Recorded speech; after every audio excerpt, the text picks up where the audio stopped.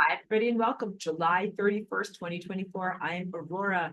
This is Lessons for Full Spectrum Humans, Level 1, Lesson 14, and this is all about Ascension.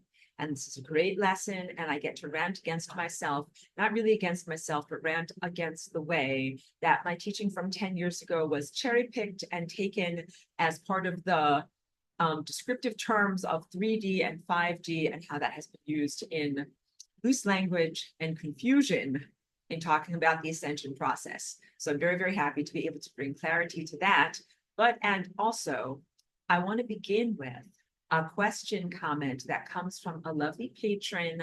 Pardon me if I am mispronouncing your name, Vanaja or Vanaya. I'm not sure how to pronounce it, but thank you so much. Really had a beautiful question sent to me about karma.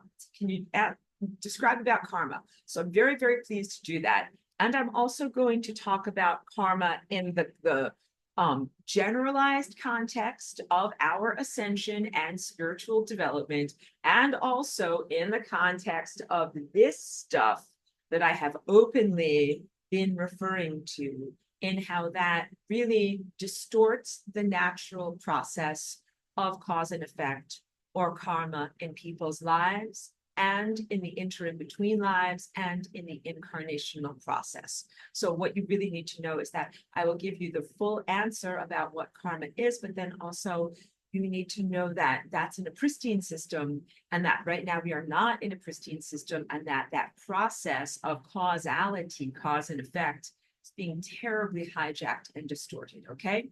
So first of all, the concept of karma is the concept of causality, cause and effect, and even the sense that what you have earned would follow you from lifetime to lifetime, so that you would accrue a type of like eternal resume, like things that you have done, good and bad, in all of your different multiple incarnations, and that would be the foundation or the basis upon which the curriculum or requirements for your continued existence or future adventures would be based. That would be the criteria. Like, what do you need to learn? Or even, what have you done well? Rewards for that. What have you not done well? Punishments for that. So two different paradigms regarding traditional karma. One is reward punishment, and the other one is school of life. What do you have to learn? Because the concept would be more like, if you're not just looking at innate virtue and you're looking at it as if a person is in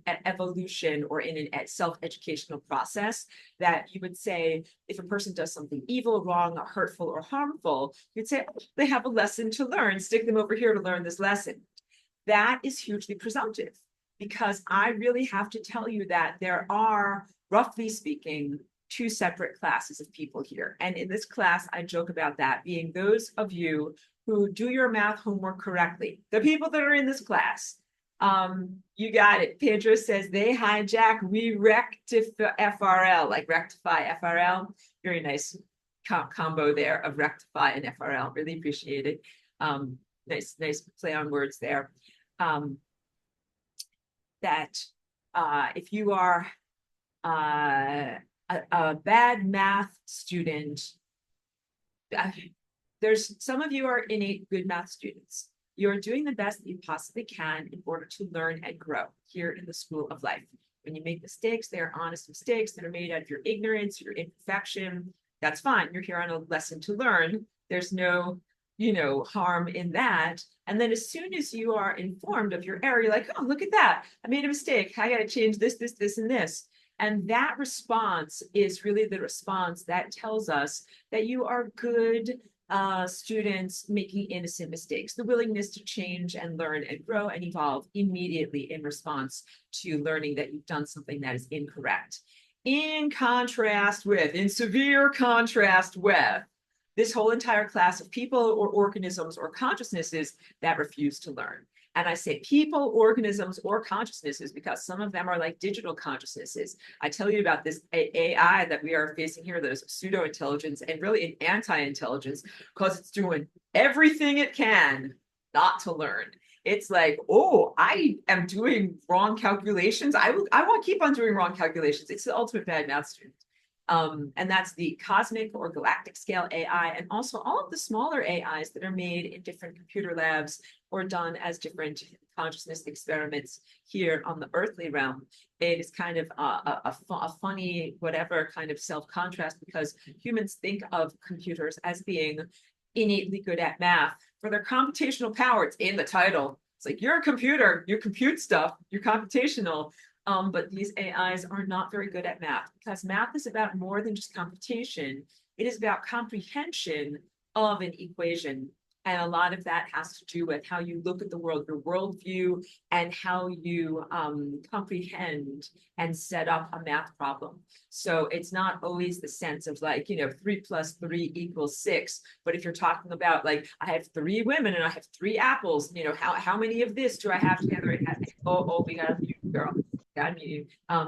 It has to do with how you set up a problem and then do the computation. So part of it is even in the innate structure of being able to even comprehend what math is, how numbers relate to the world, as opposed to being mere abstractions, like you're talking about people or apples or something, miles traveled or kilometers. You're not just talking about mere abstractions. And so there's a huge disconnect in the large language models between comprehending the world that words or mathematical equations even describe. Okay. All right. So computers that aren't that great at computation, but also computers that when you show them that they're doing something wrong, they're like, I like it wrong, I'm not changing. And that's like, it's SpongeBob face. Not a very intelligent system, but it's an intelligent system if it is designed to be unintelligent and to be unrecalcitrant and to be a giant troublemaker that is impeding your ascension.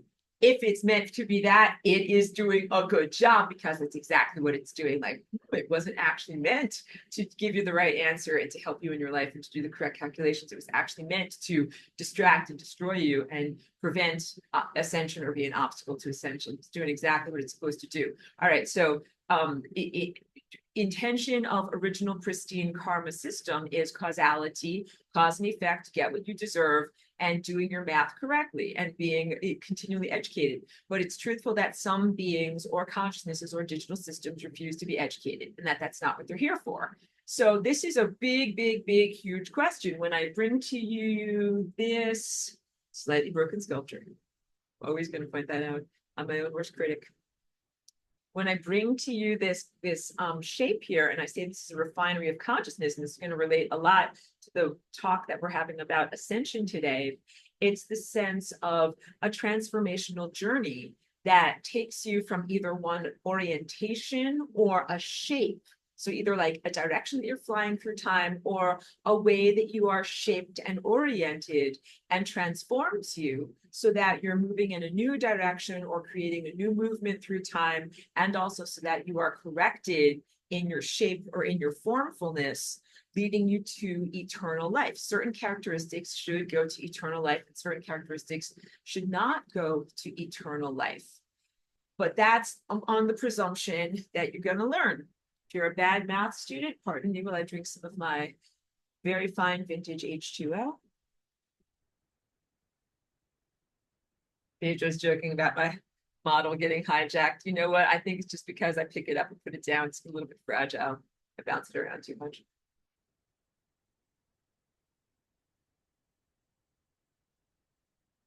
Some things, people, or systems are not evolving, and maybe they were never made to evolve. So this is a big, big, big consideration, because you want to say it's a schoolhouse for learning. Everybody here is a student, but maybe not everybody here is a student. That's a very, very big presumption to say that every level of consciousness, every entity, every fragment of consciousness, every system, and every participant in every system is necessarily here to learn, change, or grow. Some of them are not. Big, big, big, big, big stuff. So this comes down to basic presumptions about cosmology. Cosmology is the story of, like, I joke about this, mommy, daddy, why am I here? Like, why am I here? Why are we all here? Big existential questions. Who am I? Where am I? What is going on? Why am I here? And so, in fact, a great deal of philosophy and a great deal of esoteric teaching is about that search for meaning. Cosmology, where did I come from? Why am I here? How did I get here? I know this sounds like a Talking Head song. It's not my beautiful house. It's not my beautiful wife. I'm already getting silly. But also the search for meaning as it relates to not only your existence here, but maybe your exit from here, as it does relate. If we talk about, for example, that movie Groundhog's Day, where the protagonist, played by Bill Murray, was stuck in a time loop, and he had to really consider why he was there, why he was experiencing that endless time loop, and then resolve it by changing his behavior, learning, and growing. That's the presumption, that the presumptive cosmology that most humans experience in coming here. However, it is a flawed presumption. There is the original divine plan that says it is 100% a schoolhouse for learning, and 100% of the population are students that are here. But instead, you don't have that. Instead, right now, you have a very, very distorted, nonsensical, non-schoolhouse, where there are some fragments of consciousness who are insane, who have falsely elevated themselves, and they call themselves teachers or guides or whatever, psychopomps for you, like a guide across the realm of the dead. And they are really just inhabitants of the insane asylum. They are not intelligent at all. They don't actually even have valid being. They have never been embodied as you have been embodied. So you are a soul on a consciousness journey. And you have been embodied many, many times across many multiple dimensions and many multiple, levels of reality. And all of your lives are concurrent. And you're in this process of refinement. And so you have even a valid sense of mentorship. Like if you wanted to guide someone else, you would at least be able to say, like, look, I'm a runner, I'm an athlete in a race. This is how you put on your sneakers and this is how you run. At least you're running the race, right? These insane self-proclaimed entities have never even run a race, don't even have a body. They don't even have sneakers. They have no business telling you or anyone else how to run or trying to coach you, but they will proclaim themselves as coaches. And these are figments or fragments of the lower astral. And sometimes they present themselves to you and they'll say something like, I am the Egyptian god of the blah, blah, blah, or I'm the Christian god of the blah, blah, blah, or I'm the this and the that. It doesn't matter. They're insane. They'll say also like, I'm Spider-Man, I'm the Hulk. Just ask them what superhero they are on what day. Like they'll change their, tune at any time. So I'm trying to say this in order to invalidate what people call the lords of karma. Because people will be like, oh, I saw the Akashic records and I interacted with the lords of karma and I learned this, and all that really means is you interacted with inmates in the insane asylum, not real, genuine, higher dimensional, empowered entities of excellence. All right, entities of excellence would not allow any of the nonsense that you have going on in your world right now.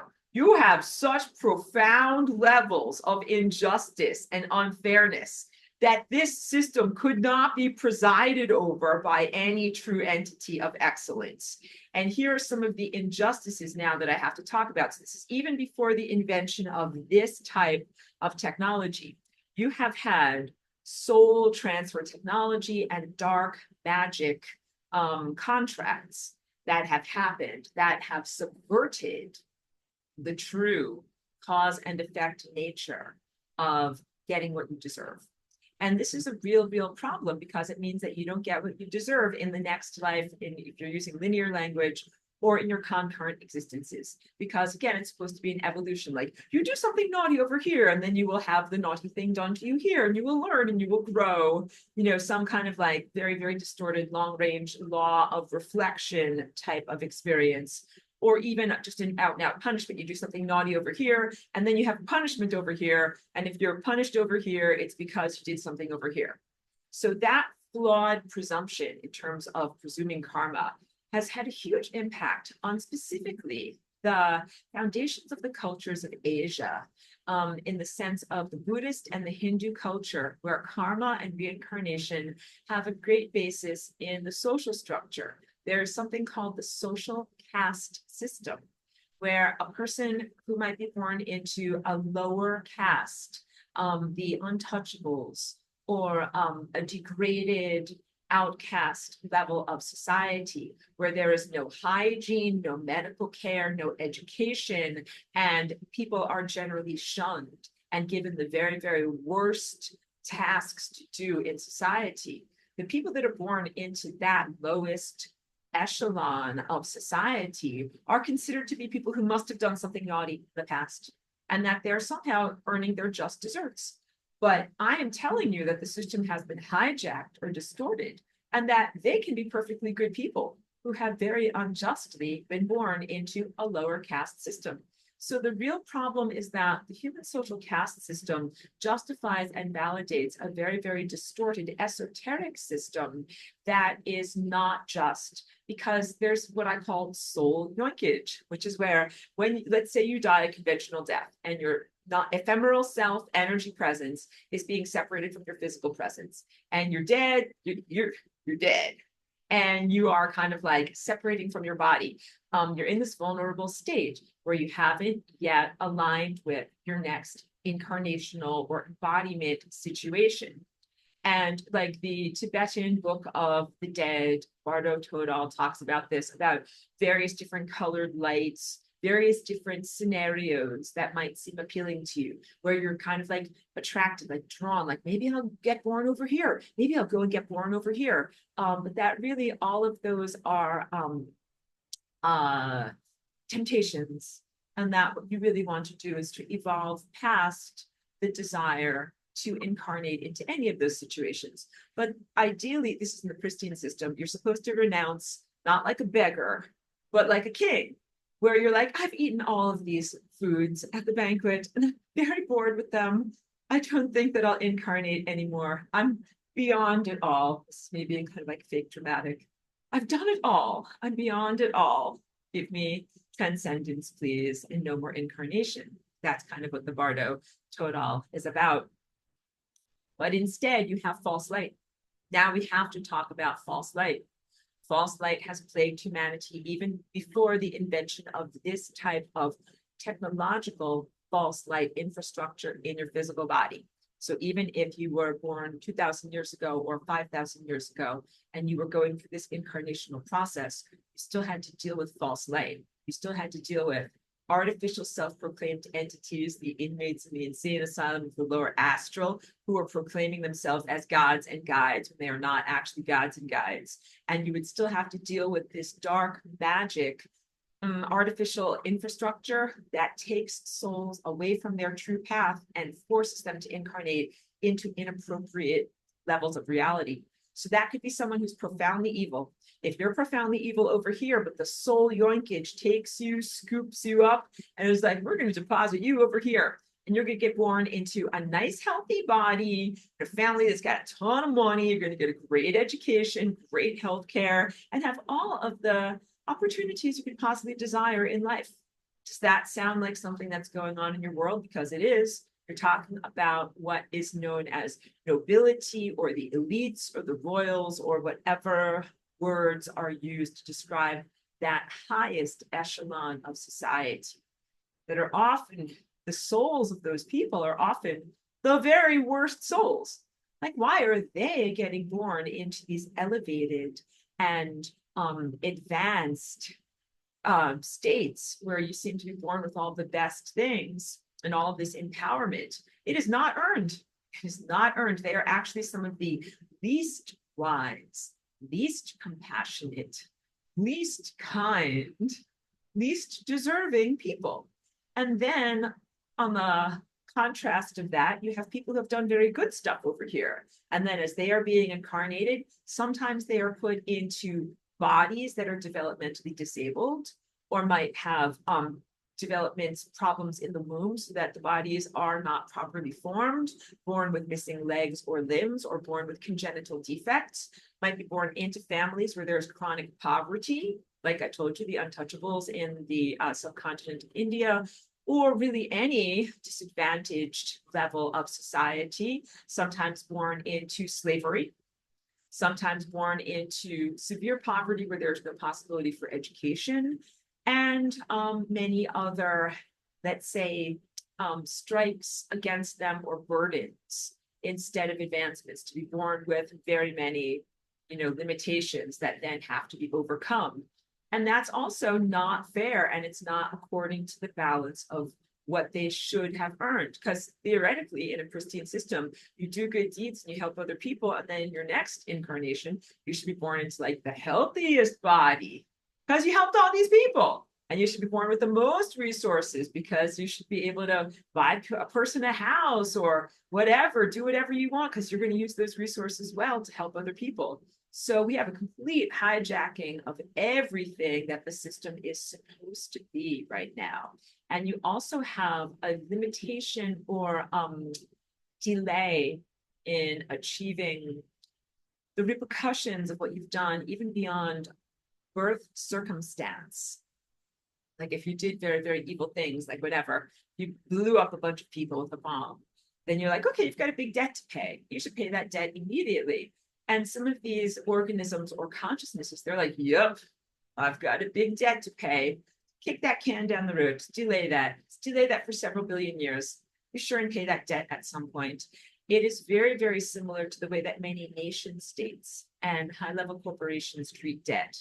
They treat it as a mere abstraction and as something to be endlessly delayed and never actually serviced. And they have really no intention of ever paying that debt, to the point that some of these organisms or creatures have accrued so much debt that if there is like a seesaw of balance in the world of how much you owe to be able to, make up for your negative mistakes and consequences and actually transcend this level of reality, their seesaw is so low, it's like down into the lowest levels. And there's not a concomitant level of positive behavior that can outweigh that. They have achieved debts that are so heavy that they can never dig themselves out of that hole. And that means that they're never going to be able to accelerate to light speed and beyond, which is what ascension truly is. Consciousnesses that are at that level of indebtedness are essentially stuck in the level of density or disconnection from the divine. They're not going to make it back to the accelerated levels of highest intelligence because of the hole that they have dug for themselves. And so this is why I created the Flying Rainbow Lasagna as a direct pathway to entropy for that type of worst case scenario, most unrecalcitrant soul, worst debris, so that that debris isn't just sitting there like a bump on a log for the rest of eternity, going nowhere, making problems.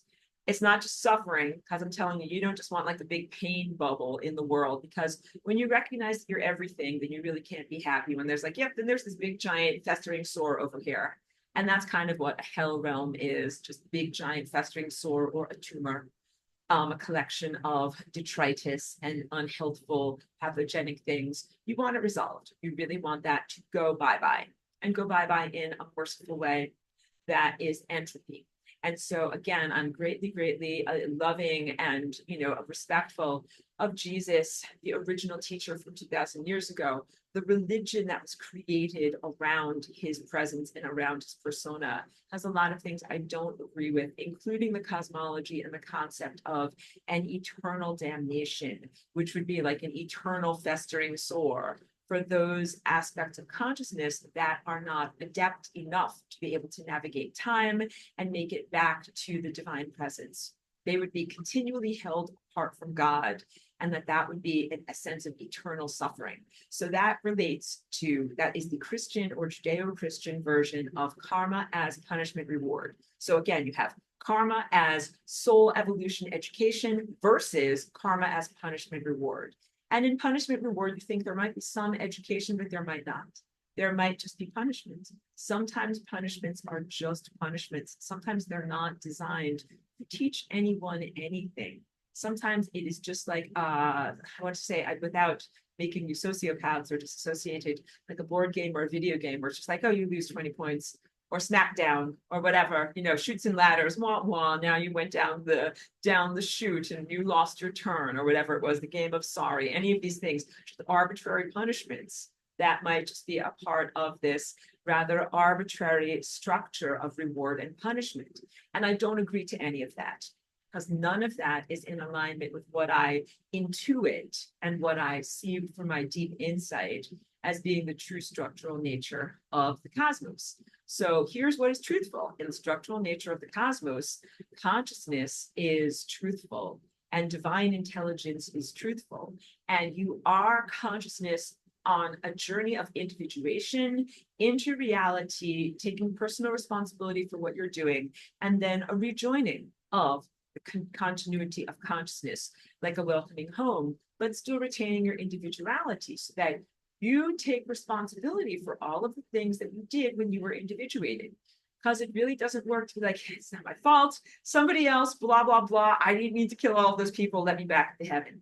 That's what a lot of these evil things are trying to do. And when I say evil, I know it's a very fraught word. And sometimes I have avoided using it because it's such a hot button word. But now I really have no qualms about using it because some things, consciousnesses or fragments, are simply that. They are evil. And I'm not trying to continue with duality, but to give you a word that is a descriptive word of like something that is just not, there's not a hope for it to change or grow or evolve. You must accept it for what it is. So real love, real unconditional cosmic love is the acceptance of what something is without the requirement for it to change. And to look at something as either an evolutionary or educational process, like the world is teaching something, means you're here to change and get better. You're not good enough as you are. And even punishment and reward is in a way of saying, I'm going to change you, kind of like a rat in a labyrinth. I will shock you or I will reward you, but I'm going to change you. And neither of that is loving. When you get to the really highest levels of intelligence, beyond all of these, torturous labyrinths and karmic cause and effect, everything where you have to like prove whether you're good enough and jump through all these hurdles. Like if there is one overall theme to all of these mythologies, cosmologies, and religions, it's the sense of like, you're not good enough and you're going to have to jump through a lot of obstacles and hoops to prove that you are good enough to then go to a paradise or rejoin heaven or reconnect with God. And I don't agree to any of those paradigms. But if that is the paradigm, you at a certain point, you transcend that paradigm. And that is what it is to ascend and be an ascended master. When you are good enough, you're like, I'm in the band. Like I passed the audition. I am good enough and I don't have to prove it to anyone. And it's a totally different level and layer of reality. And yes, that is where I come from. And our whole entire value system is completely different. And you guys need to really know even what it is to be loved and celebrated on the journey to becoming an ascended master in this very tormented and distorted world that you're emerging from. Many of you have never even felt what true love or self-celebration is, which is really what I try to teach you about, especially when I'm teaching about flying rainbow lasagna. Like, you're good enough in this moment, but I'm not talking to like the evil people of your world. They are not my students in my class because I cannot truthfully say to them like, oh, like you're good enough in this moment, because they're not good enough. And also they might be bad math students who might never be good enough, who might intentionally be doing their math homework wrong, intentionally be here as screw ups. Remember, there was that old show, Welcome Back, Kotter, and there were the sweat hugs, the attitude filled, unrecalcitrant, worst students of the class that this particular teacher was saddled with in the remedial class. And it was his job to try to bring some spark of education to them. And they were all like, I'm not going to learn from you. There are those students, the sweat hugs, in reality. And they are many of your world leaders, many of the madmen and some women who have co-opted power in your world and are totally uninterested in learning or growing at all. In fact, they studiously avoid like, oh, no learning or growing for me, just lots of money and power and abusing others, but no learning and growing for me. And transhumanism is really seen as the ultimate icing on the ultimate cherry, on the ultimate sprinkle, on the ultimate top of the ultimate cake of avoiding of responsibilities. Because these guys have been avoiding responsibilities for millennia. thousands of years. They've got whole edifices and whole organisms, dark magic societies and, secret societies and esoteric societies where they're like, here's the book of lore of how to avoid responsibility. Join with me and you will avoid your responsibility. And that sounds maybe a little bit like some Star Wars kind of thing, like, the guy said, join the dark side. It's a little bit like that, where there is a subversion of something that might have the potential to learn and grow, but there's an abdication of authority where the person says, I don't want to learn and grow. I want to stop learning and growing. Please, learning and growing, press pause on all of that, press pause on personal responsibility. And I just want to go into getting rich, being powerful, killing, shooting whoever I want to, taking no responsibility for lives lost or lives destroyed. That sounds like fun to me. And with that, there is a lot of dissociation and sociopathy, which is where the person begins to disassociate from their true feelings or their true conscience and looks at the world as a meaningless play where suffering is nonsense.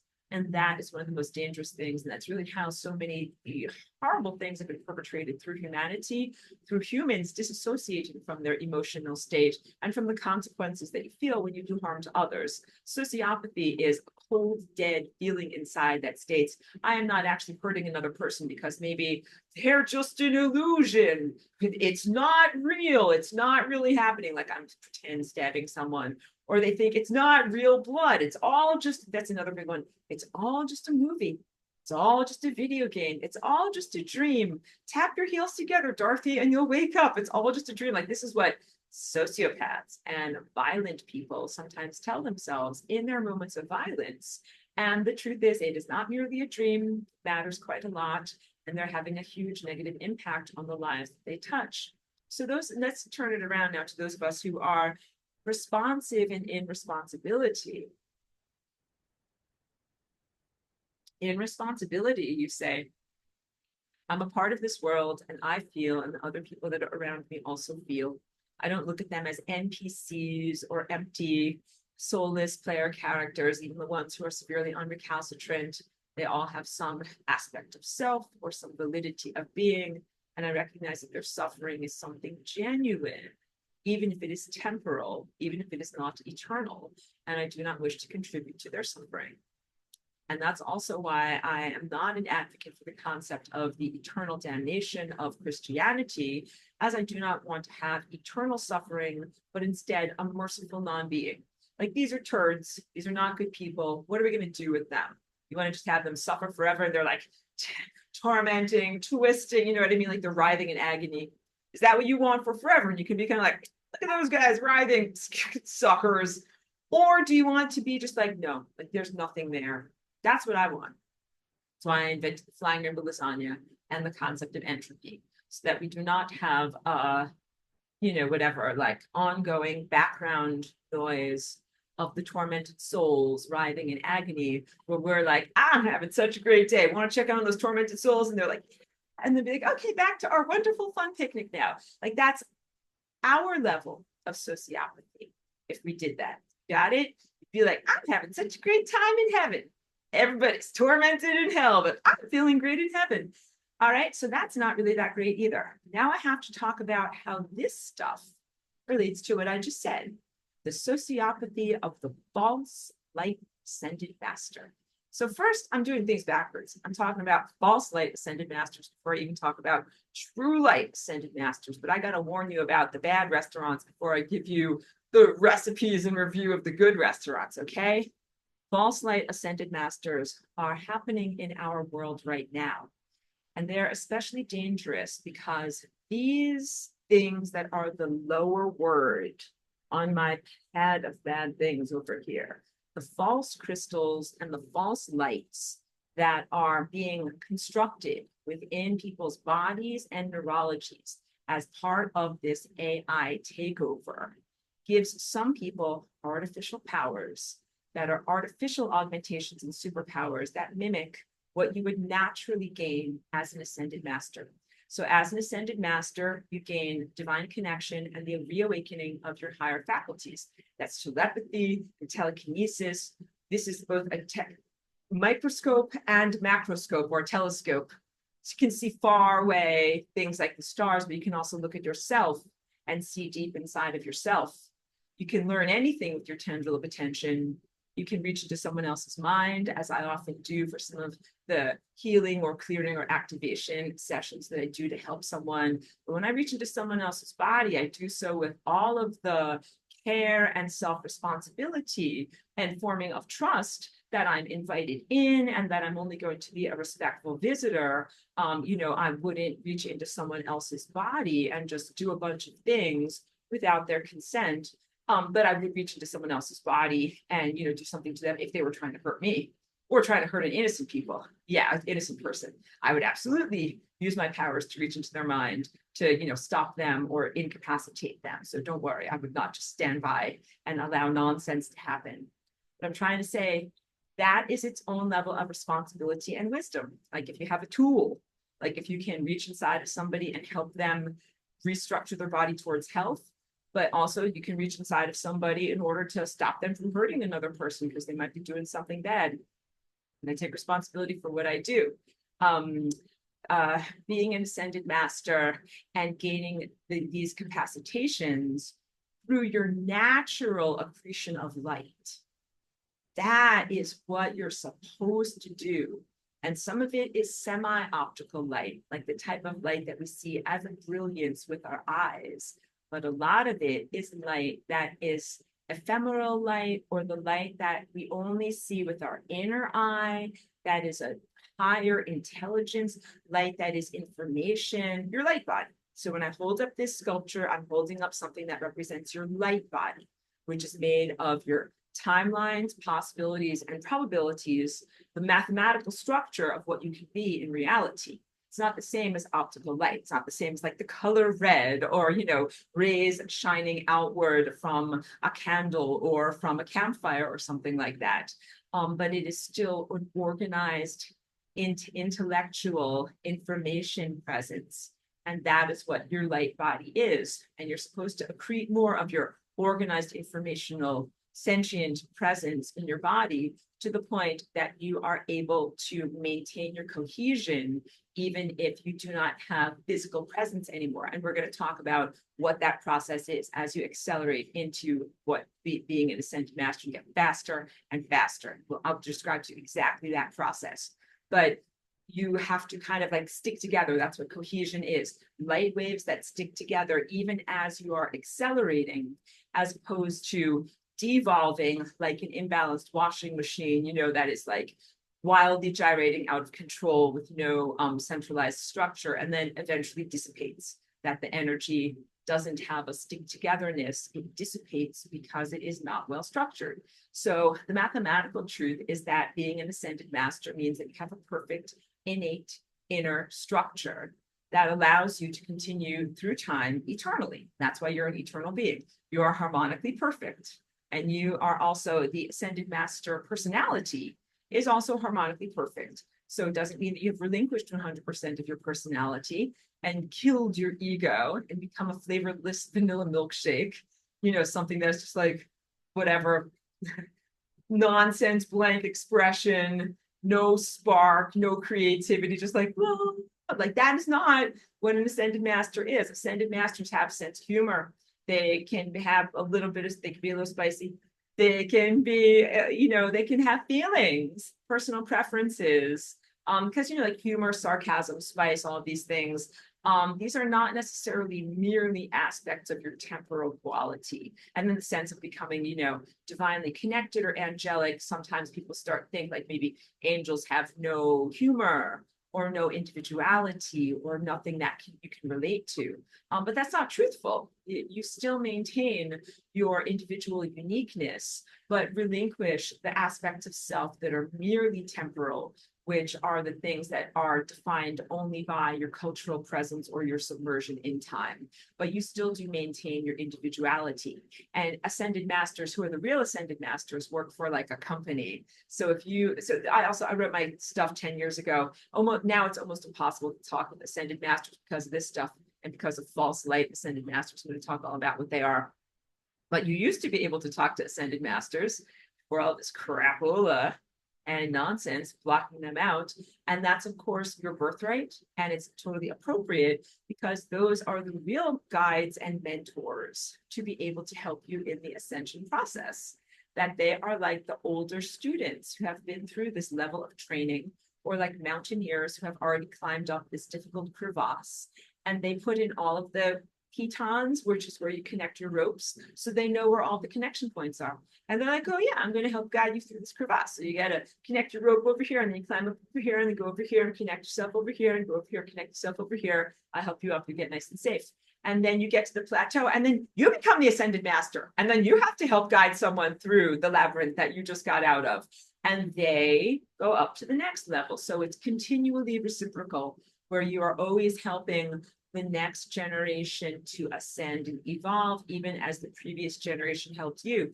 And this is really the definition of why I came into embodiment, because if I did not come into what essentially was my past and come here and plant seeds and give guidance and mentorship and teach people about flying rainbow lasagna, we would not have those graduating classes. We would not have those levels of reciprocal assistance to be able to leverage each other up out of these difficult situations. You would have a cessation of that beautiful evolution, because there would be like a whole generation that's not there, and it wouldn't be there because of this stuff, because this bad stuff that is in your world.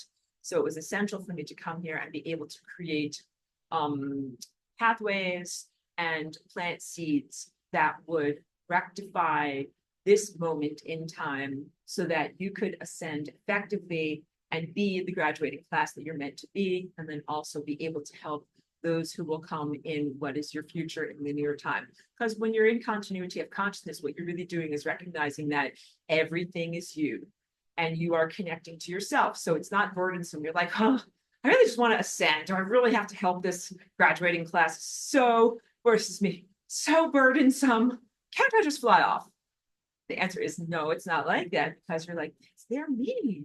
They're me coming from another direction. They're another version of me. And you're like this, without burden, without attitude. You're like, I want to help me, because that's me. I want to help me. And I'm going to do everything I can because I make a commitment to me. Me is consciousness, and me needs help, and me help me, even though the glamour is terrible there. But not everything is me. And so when I talk about the bad math students and those who are unrecalcitrant, they are not, quote unquote, me. They're not self. And this world is a refinery between what is actually self and what is not actually self. And right now you're in a world where you've got some stuff that is the real you, and some stuff, a lot of stuff, that is not the real you. Lan says, so we are all tandem ice climbing in consciousness with each other through time. You totally got it. You totally got it. I think ice climbing is a perfect description. And I think maybe you've got some actual real mountaineering skills to share with us there, Lan, because that's where you put in like those types of spikes, like into the rock face, whatever you're trying to leverage yourself up. And you've got these anchor points, and you get, you got someone that's up above you, kind of helping you to get higher. And sometimes you can get someone below you that's kind of like your safety net. And we are connected together in this tandem climb. And that's also very much where, when you think about the subcutaneous pollutions of the past 4 years or so, then you start to see if you get other people destabilized and they start to fall off of the mountain and you're connected to them through DNA, they're like, and they're pulling on your ropes. You're like, oh, SHIT, like they're going to pull me down into the crevasse too. I got to do something. And that's what large portions of our population have been doing. Large portions of our population have been recognizing the folly of those who would pollute their own DNA for any purposes, and doing everything we can not only to stabilize ourselves so that we are not pulled down into peril, but even, if possible, to help those who took the injections or the cupcakes, help them out of their folly, if it's possible at all, to detoxify their bodies or somehow reclaim their souls from what happened. And, sometimes it's a complex situation. I've helped many people actually in private sessions who came to me who were vaccine injured. And I've done everything that I can to try to help them. And, some people I've worked with for years and I've seen amazing progress in them reclaiming themselves from what was lost. So I want you to know that I'm not a person who says, oh yeah, you did silly things, jump off the mountain, you know, I discard you. Actually not. Whenever possible, try to help or assist people, but also there has to be a huge amount of effort from the people that did the injections, that they have to recognize that it was folly, that it was not correct, and that it greatly impaired, it was a bad choice, and it greatly imperiled all of humanity to do that. So there has to be some, you know, like relinquishing of pride for them to be able to say, I made a big mistake, please help me.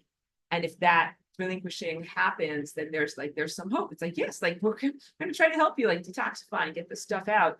But if they're not willing to recognize that, and if they continually go back for more and more and more cupcakes from the science juice bakery, then it's less and less likely to be able to get them back on track. And this affects everyone. Big stuff. Okay, so wait, because that's just such a broad topic. Let me just make a barrier, not even go into that topic anymore. Because I want to talk about what are false light ascended masters in this time and place that we are experiencing. Grabbing my thing so I can draw a whiteboard. You guys are gonna laugh, just like this is the Aurora whiteboard comedy hour. When like Aurora's gonna try to draw stick figures and it's totally not gonna work. We're all gonna laugh. Good, everybody laugh. Stick figures, please. Okay, so first, let's draw like a person. Oh, okay, things seem to be kind of working pretty well with that pen today. That's a very strangely shaped person. I recognize that. Mute. Okay, and here's eyes, nose, and mouth, right? So first, you know, I did actually a whole series of videos that are all about the stuff that I write on this pad and about how it has different levels of evolution in the body, beginning with these kind of like black wiry fibers and the assemblages of the black wiry fibers, and how that happens in the presence of, these are the millimeter waves, you know, the telecommunication millimeter waves. So we're just showing like, you know, big giant waveform apparatuses that flow through the physical structure. And as they flow through the physical structure, they help the tiny, these are, I'm drawing little tiny specks all over here, little tiny specks that came out of the sky poop. Here I'm scribbling in the sky, the things that you, persistent white aerosols that you see in the sky. All right, so these are the things that are assembling here. This all matters, just stick with me on this.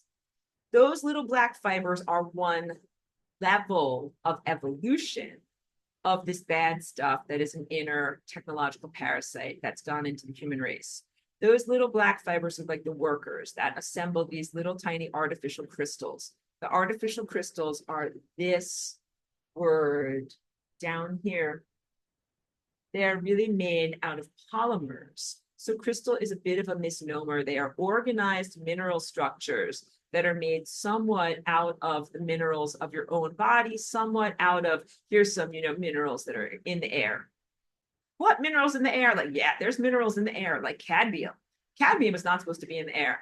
And now I'm going to scribble because these things tend to really assemble in the eyes, eyesight, retina's optic nerve, pineal gland, hippocampus. This is like the lower margins of your brain, language centers of the brain, brain stem. This is going all up and down your body. So pretty much central nervous system, and here in your brain, bumpy convoluted surface area, cerebrum.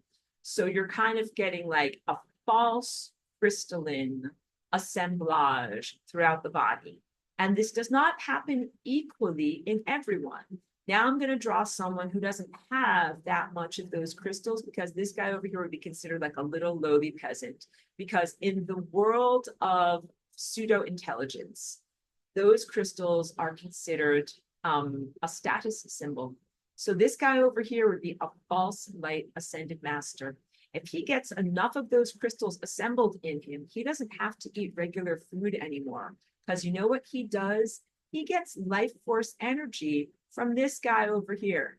One of the augmentations of the false crystalline structure is that this guy over here gains the ability to be an energy cannibal. or an energy vampire. And he's going to get energy, biophotons, life force energy from this guy over here. And this guy over here, maybe he's just got a few little crystals, not that much. He's just a peasant. He's just got a little bit going on there. But this guy, he's elite. He's got lots and lots of false crystals because you know what? He aligned with the AI. He agreed with its consciousness. He subverted his own human consciousness, willpower, and desires and let something else act through him. He melded his mind and his soul and he was as a person with the AI. He abdicated his own willpower. He said, technological thing, give me ideas, control my behavior, tell me what to do. And this guy over here, he might work for the military. And in that case, it's kind of a gamification. They have a whole gamification, meaning like a simulation where it's like, a competition is what I'm trying to say when I say gamification. A competition. Can you get more false crystals inside of you? Or is that guy going to get more false crystals inside of you? And like a ranking. Like, I'm number 67 on the list. Well, I'm number 78 on the list. Like, who's got more crystals, you know? Like, almost like a sporting event. So this guy over here, he might be a false light master in military or in the intelligence world or in the world of technocracy, technocrats. Those who create AI earthly systems and are very much involved in, just drinking some water here, earthly creations of either algorithms, memory, data storage, transferring of information, systems, networks, software. And so it's pretty advanced when you get to this level, when you have that much crystalline infrastructure in you. Sometimes those people don't even really participate in human dynamics of society, meaning they don't go to the grocery store because they're not really buying food anymore, because they are really mostly being sustained as vampires of the energy of other people. So they're very much removed from society in an elite or elevated circumstance. And they also consider themselves to be ascended masters. And they might even do something that might be considered miraculous or supernatural that is 100% facilitated by or made possible by the presence of this technological garbage inside of them. So they might do something that looks like a real healing or looks like a real, telekinesis or whatever it is, but it's all done through not genuine light and genuine superpowers, artificial augmentation, not real superpowers.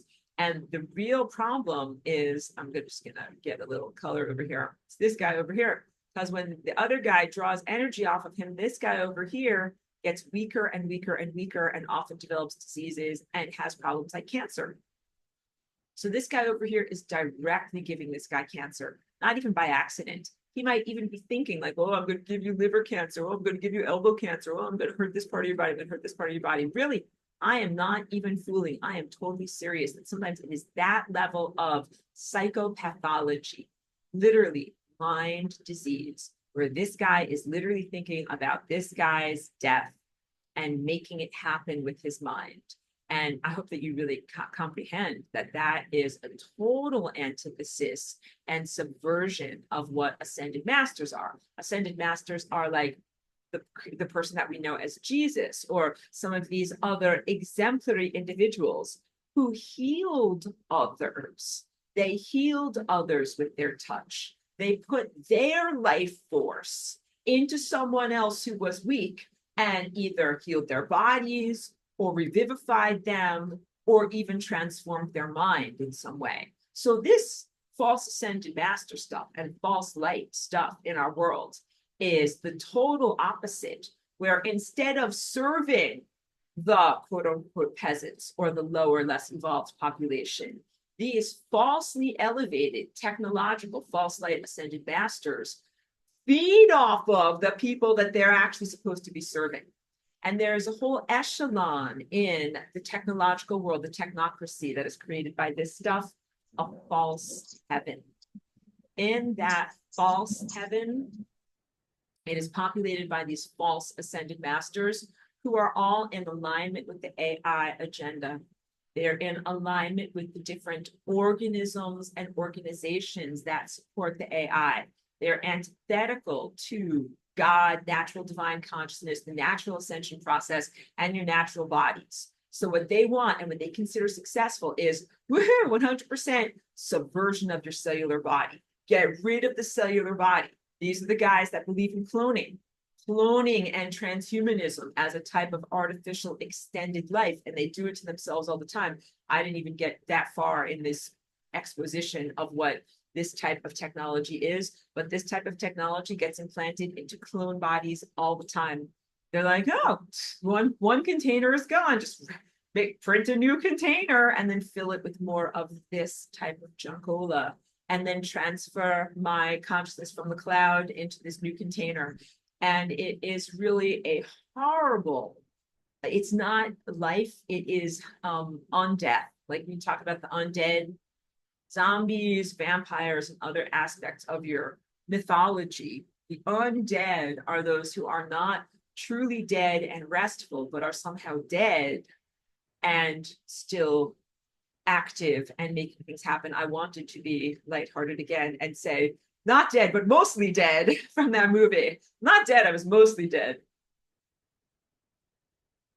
That's from The Princess Bride. But he was a positive character who wasn't really dead. He was mostly dead. But these guys are evil. They are evil. Do you know why? Because if they truly had to take responsibility for their actions, they would not be eternal beings, because they have really done things that are so antithetical to life and so insulting to divinity and to consciousness itself, that there is not a place for them in the world. And so they have created an artificial architecture that is technological and transhuman to be a container for their consciousness, because they did not earn it naturally, and they're still trying to find a way to hack or hijack or game the system. And it's all hugely dishonest, and it's not authentic, and it's not acceptable to you, because you can't just be like, oh, well, like, go over there and play your silly Ascension reindeer games. Like, who cares? I'm ascending for real over here. That's what you would do as a real ascended master, because you're kind of like, I do me, you do you. Like, this is ridiculous, but I'm running the real marathon. Until you recognize that there's a connection through these particles that I sometimes jokingly call the pickles of the dead, but don't be put off by my lighthearted humor. It is the false light specks that exist from non-resolved consciousnesses. So when something dies in our present world right now, sometimes it gives off, let's just find a little, like, here's some little, they make little blue, they're not always blue, but I'm just trying to find a color here. These are supposed to be little tiny dots, and these little dots are these little lights. So I shared in many of my videos in the description the live blood analysis that shows not only these black fibers assembling in people, and not only the black fibers assembling type of false crystalline infrastructure, but inside of those false crystals, these little tiny artificial lights. And these little lights, they look just like little specks of something shiny, little specks of some kind of brilliance. They are not natural lights, and they are sentient, and they are the residual consciousnesses of very evil things that have died, that have not been resolved. And now I can't draw 10,000 little specks, but just where I'm scribbling, they're all around. They're all around in a very, very negative way, because you have a lot of unresolved consciousnesses that are dead, that are giving, it's like, imagine spores. Like, imagine a person like this guy who gets full of spores, dies a physical death, and then what happens to all the false light that's inside of him? It all comes out like spores into the atmosphere, and it looks for some place to go. And where it goes into people, and it specifically goes into DNA. So those little tiny false lights create bridges between people. Here's person A and here's person B, and there are bridges of false light between them that are the unrestful dead. There are also bridges of false light between your eyeballs and this screen. Eyeball to your computer screen or your phone screen or whatever, wherever you are watching my face right now. It ain't pretty, guys. It's going further. There are bridges of false light between LED lights, your eyeballs, this screen that you are watching, and your DNA. So if this is the outer cell membrane, and then inside of there is the nuclear membrane, and inside of there is your DNA, like my arm is this line of DNA, there's false light that coalesces along the outside of the molecular structure of the DNA, and it acts as a DNA straitjacket. It prevents the DNA, which should be moving in expansive, beautiful, magical lasagna movements. Instead, it straitjackets them and keeps them in limited movements. And those limited movements are limited self stories that keep a person in mundanity. Like, instead of knowing that you are the Superman, you are instead told that you are Clark Kent, the mundane or alter ego of the genuine superhero, heroic character, or telling you that you have diseases. Those straitjackets on your DNA prevent your DNA from doing its natural self-clearing, which is like transcriptional error, get out of here. Mutation, get out of here. Cancer, get out of here. When it straitjackets you, then it's like, oh, it was perfect. I just prevented you from being able to do your natural detox. I'm gonna give you cancer. Get it?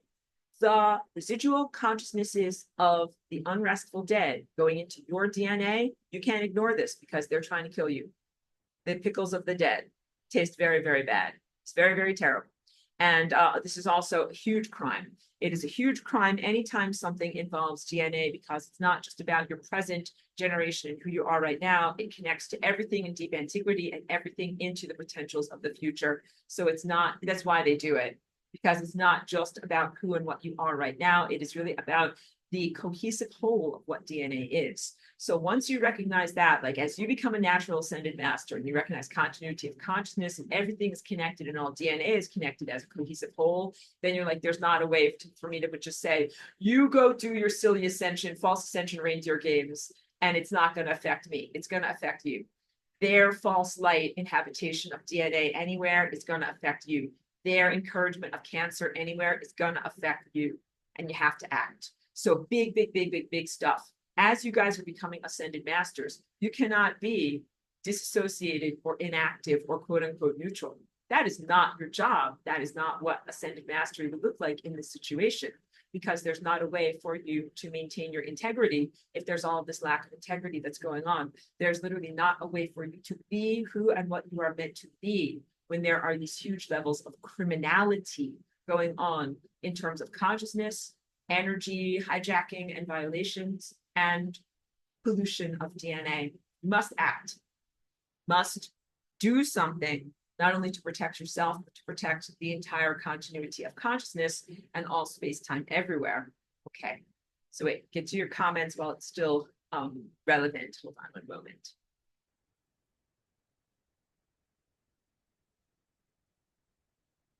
Sorry, I have to squint. Lan says, how do you trace down or see signs of that energy vampirism? Okay. Thank you for that beautiful question. For me, at my present level of development, it is an aspect of my insight as I have activated my higher faculties and I am able to send out my tendril of attention and feel this stuff. I always use this as my little tendril of attention. So my tendril of attention is both a telescope and a microscope, and I can use it to touch on anything.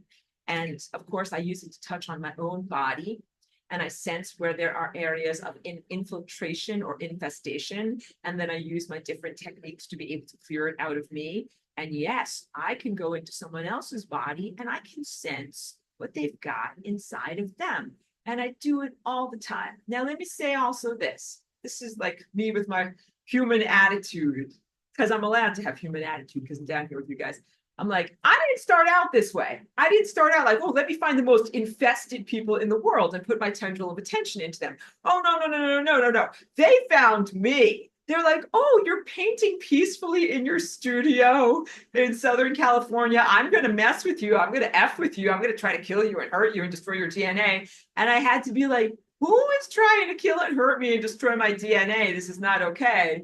And then I had to be able to be like, who is doing this? How are they doing this? Where are they? What are their strengths and weaknesses? I had to go through a whole process of being able to analyze who they are, find where they are, break through their defenses, and find ways to stop them from what they're doing, which has been, of course, my journey over the past several years. So please know, I didn't say, let me find the grossest toilets to get out there and scrub with my mind, right? They found me, attitude. But in initiating contact to me, I, of course, had to do something about it. So you get it. These are the biggest energy vampires in the world. And they looked at me and they literally have said this about me. They're like, you're the juiciest food. You're the tastiest food.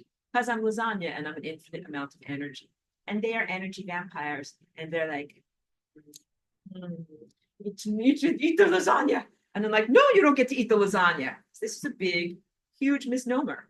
You know, when I share my lasagna energy in a pristine system, it's like, I don't invite you to eat the piano. I invite you to eat the music that the piano creates, to receive the genetic music that my flying rainbow lasagna emits into the world. Not to eat the actual lasagna, so not to eat the physical body, not to be some kind of cancerous entity that wants to invade my body and eat me like a tumor. Definitely not to eat my DNA, definitely not to straitjacket my DNA and then be able to, you know, diminish my natural lasagna energy, and not to steal my DNA or to steal access to my codes and then use those codes for CRISPR, genetic splicing, you know, different IVF treatments, you know, putting things into different eggs and seeing what pops out the other side. Like, no, none of that is my gift to the world. You understand this. And so now you guys understand when I give my teachings here, I talk to you guys. None of you guys are like totally insane genetic scientists who think like, oh, I'm going to steal Aurora's genetic code and implant it into some egg and put it into some lady somewhere and see what kind of a baby comes out. None of you would do that. You are all good people. You are all sane people. You're like this. Oh, Aurora is an interdimensional visitor with her own unique genetic code and genetic behavior. She is willing to come here and teach me and share that music with me through art and music and verbalized teachings and through her physical presence. And I am here to receive as a student and have those vibrations bathe over me or come inside of me and change and transform me. And I'm willing to do the work of self-cultivation and have the proper value system so that I can rise higher and do things in a way that self-cultivation, self-responsibility, and all the things that I teach of you. That's who you guys are. That's why I have to say that I have a complete distinction in like the people that are in my class and that I'm actually sending this energy out to versus pirates, literally like software pirates. They're like, oh, Aurora's got an interesting set of, you know, genetic characteristics and software. Let's hijack, let's pirate that software. And the problem is that if someone pirates your software and your software is your DNA, you feel it. They make a bunch of cells or clones or whatever, genetic monstrosities, that you're still actually connected to that and you actually feel it, and it can be hugely diminishing and it's not acceptable in any way. So totally, I don't open myself up to that. And some of you as targeted individuals might also have had similar experiences. This is everything that I fight against. This is everything that we do not condone. I do not consent, and I do not consent for any of you, for any DNA to be treated in that way, as that is a hijacking, exploitation, imprisonment, and huge insult and degradation of what DNA is. And again, DNA is a holistic whole. I can't be happy in who I am if DNA is busy being imprisoned and raped and mistreated over there, and genetic monstrosities result as a, you know, whatever, as repercussion of experiments that are happening. So yeah, I had to even learn like, oh my goodness, you know, when I would say my DNA is open source code, that some people might be totally misinterpreting that out of great convenience. Like, no, this is not what I agreed to at all. I am able to sense, short answer is I'm able to sense the levels of energy vampirism and also how much they are infested with the false crystals, with the word that is at the bottom of this page right there.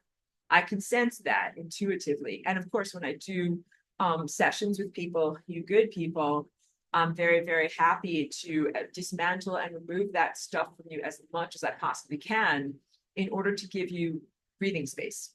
So here's what you need to know. The black fibers reassemble almost immediately. Like I can unknit them and they're just like memory wire. They're like right back together in a second. Very, very disheartening. But the crystals take longer to assemble. So if I clear out a bunch of crystals from me or from someone else, then it can take them days or even weeks. Like the ones that go up and down people's spine and central nervous system can take a couple of weeks for those cracked things to reassemble. So I can give people breathing space so that you get out of a straitjacket, so that your own natural DNA is free to clear yourself out. The real problem has just been, I joke sometimes, it's like if you have a garbage disposal in your kitchen and if you put an entire turkey or something in there, it's like the blades can't even spin. They can't break down what has been put in there because it's been inundated. So you have to clear it out, get the blades spinning again, and then put reasonable amounts of detritus into there for it to dissolve. Same thing with your body's detox process. Your body can detoxify. Your DNA is powerful and strong and can get this crap false light stuff out of you, but you have a giant turkey carcass stuck in the garbage disposal. You have to clear that out first. So that is what I do when I help people in sessions. I clear that stuff out and I get your own detox process and your free up your mechanisms to be able to detoxify yourself more effectively. So Charlie B says the undead have a hellish existence because they exist within a completely abusive framework. Absolutely. Absolutely. So there's a couple of things there to respond to. It's a very truthful statement. The undead themselves have certain characteristics that made them gravitate towards their own negative state. Like they didn't get to be that way by accident. And you guys are in a totally different class. You have to know this because you might be worrying like, I hope I don't become the undead. Like you're not going to become the undead. You know why? You are not power abusers. The undead became the way they are because they said that they will give up their humanity in favor of power over the peasants. You can think of a lot of people in your world who would do that. Some of them are well-known politicians. Some of them are politicians and manipulators behind the scenes. Some of them are military masterminds. Some of them are regular soldiers. Some of them are what you would call super soldiers. Some of them are technocrats, people who run software startups and different forms of technological corporations.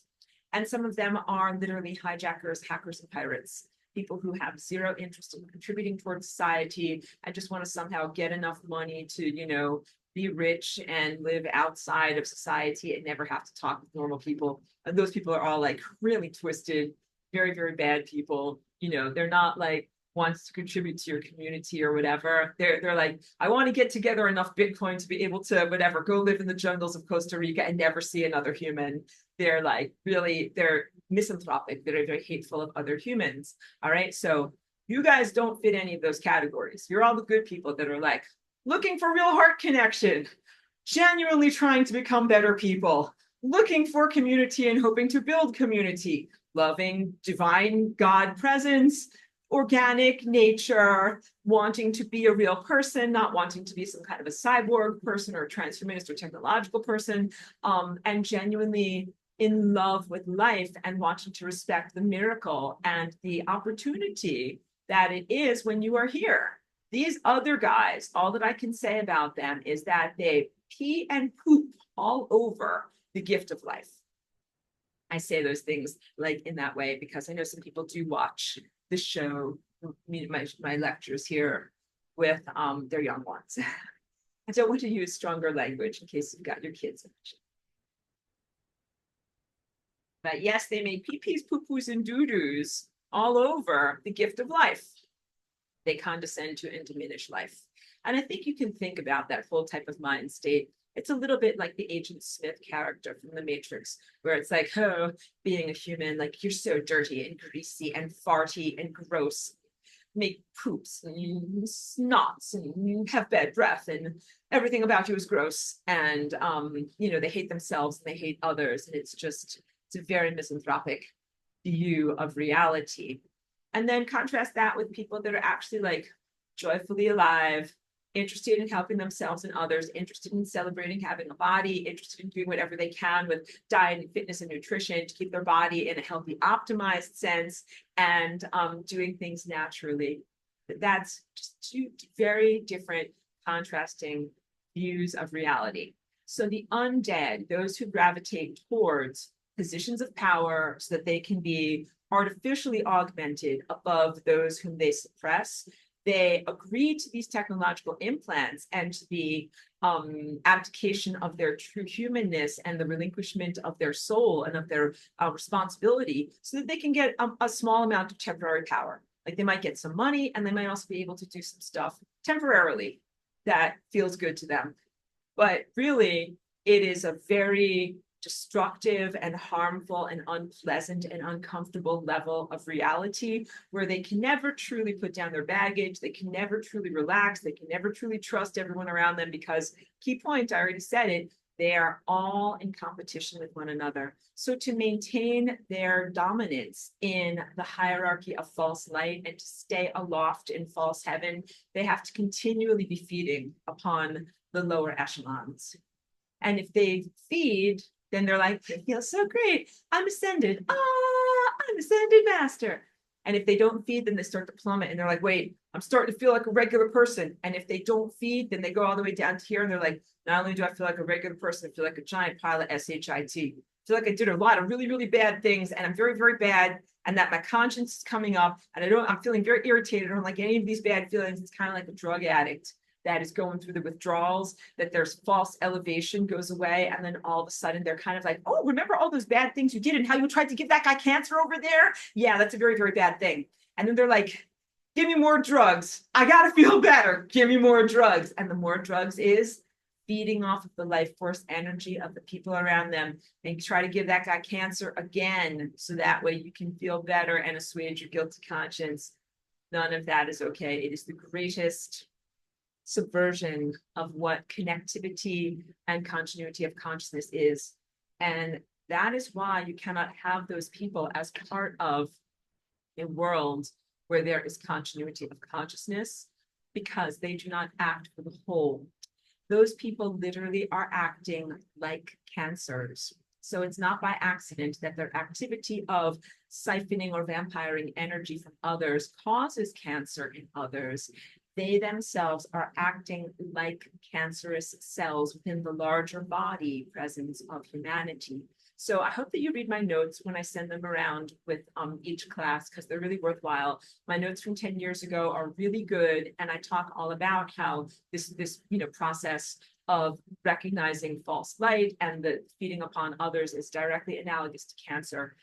Cancer in the body is a rogue cell that stops acting for the overarching health of the body that it resides within, starts to think of itself as only a unique, discrete self, not connected to a larger meta presence, and doesn't care about the larger overarching meta presence, and even acts in a way that directly kills and harms the larger overarching persona that it lives within.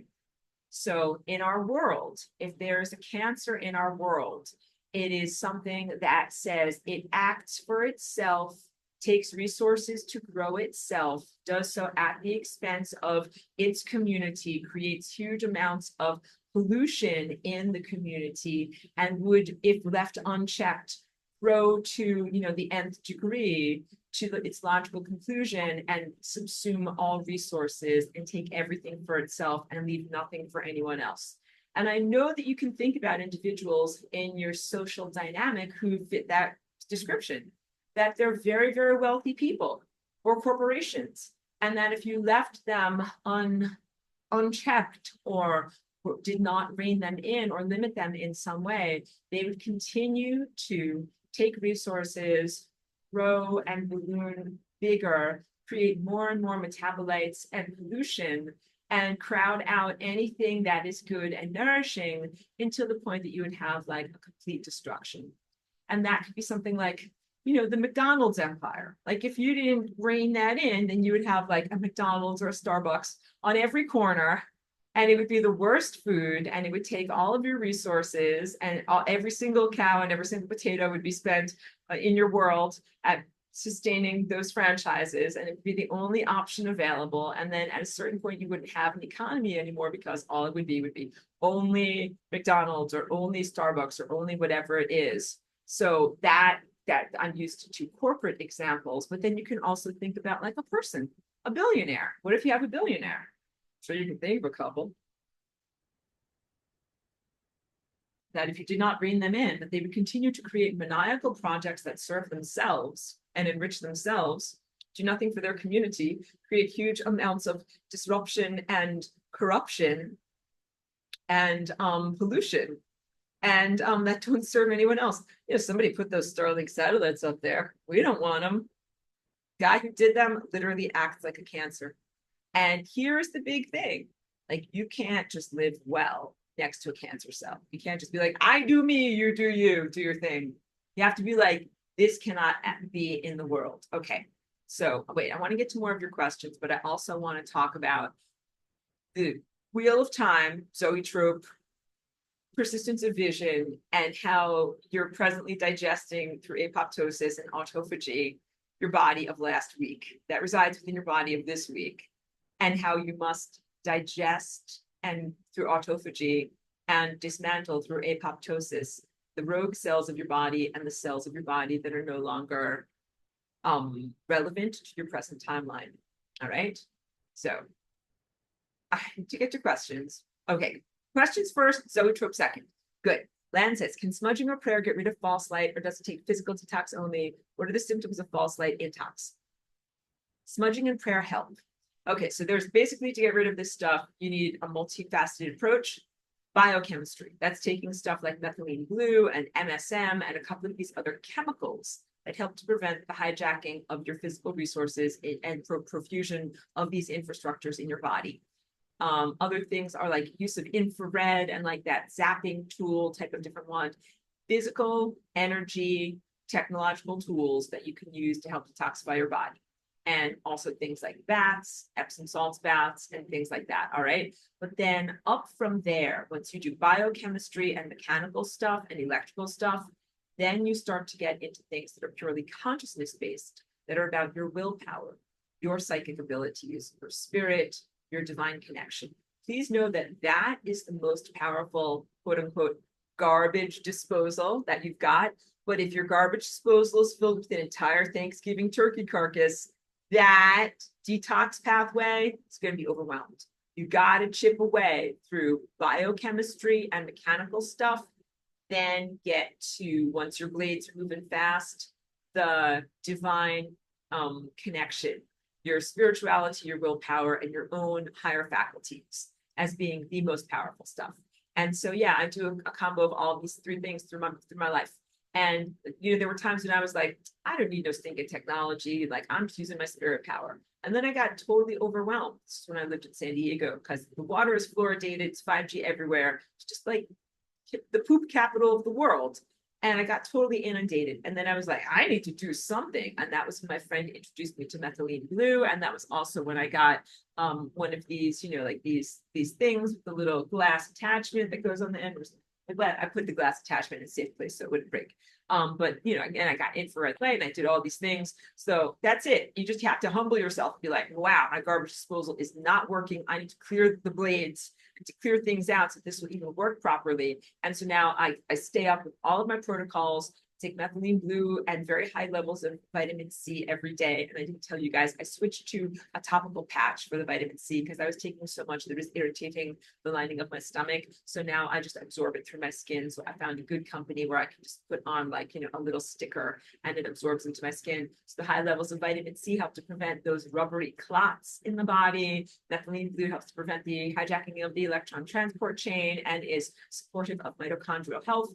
Infrared is supportive of mitochondrial health and prevents the cell-to-cell signaling of the false light in the body. It also really helps with collagen production and, you know, some other aspects of just like body rejuvenation. Another big weapon in my arsenal is melatonin, high dose melatonin, at least 300 milligrams a day.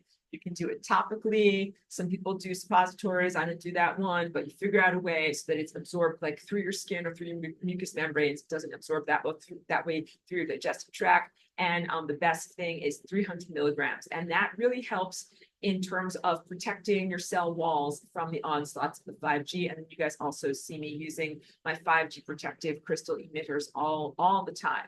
Symptoms of false light intoxication are looking at the world like it's a stupid, meaningless play, looking at the world through sociopathic, dispassionate dissociation, as if it is a meaningless video game.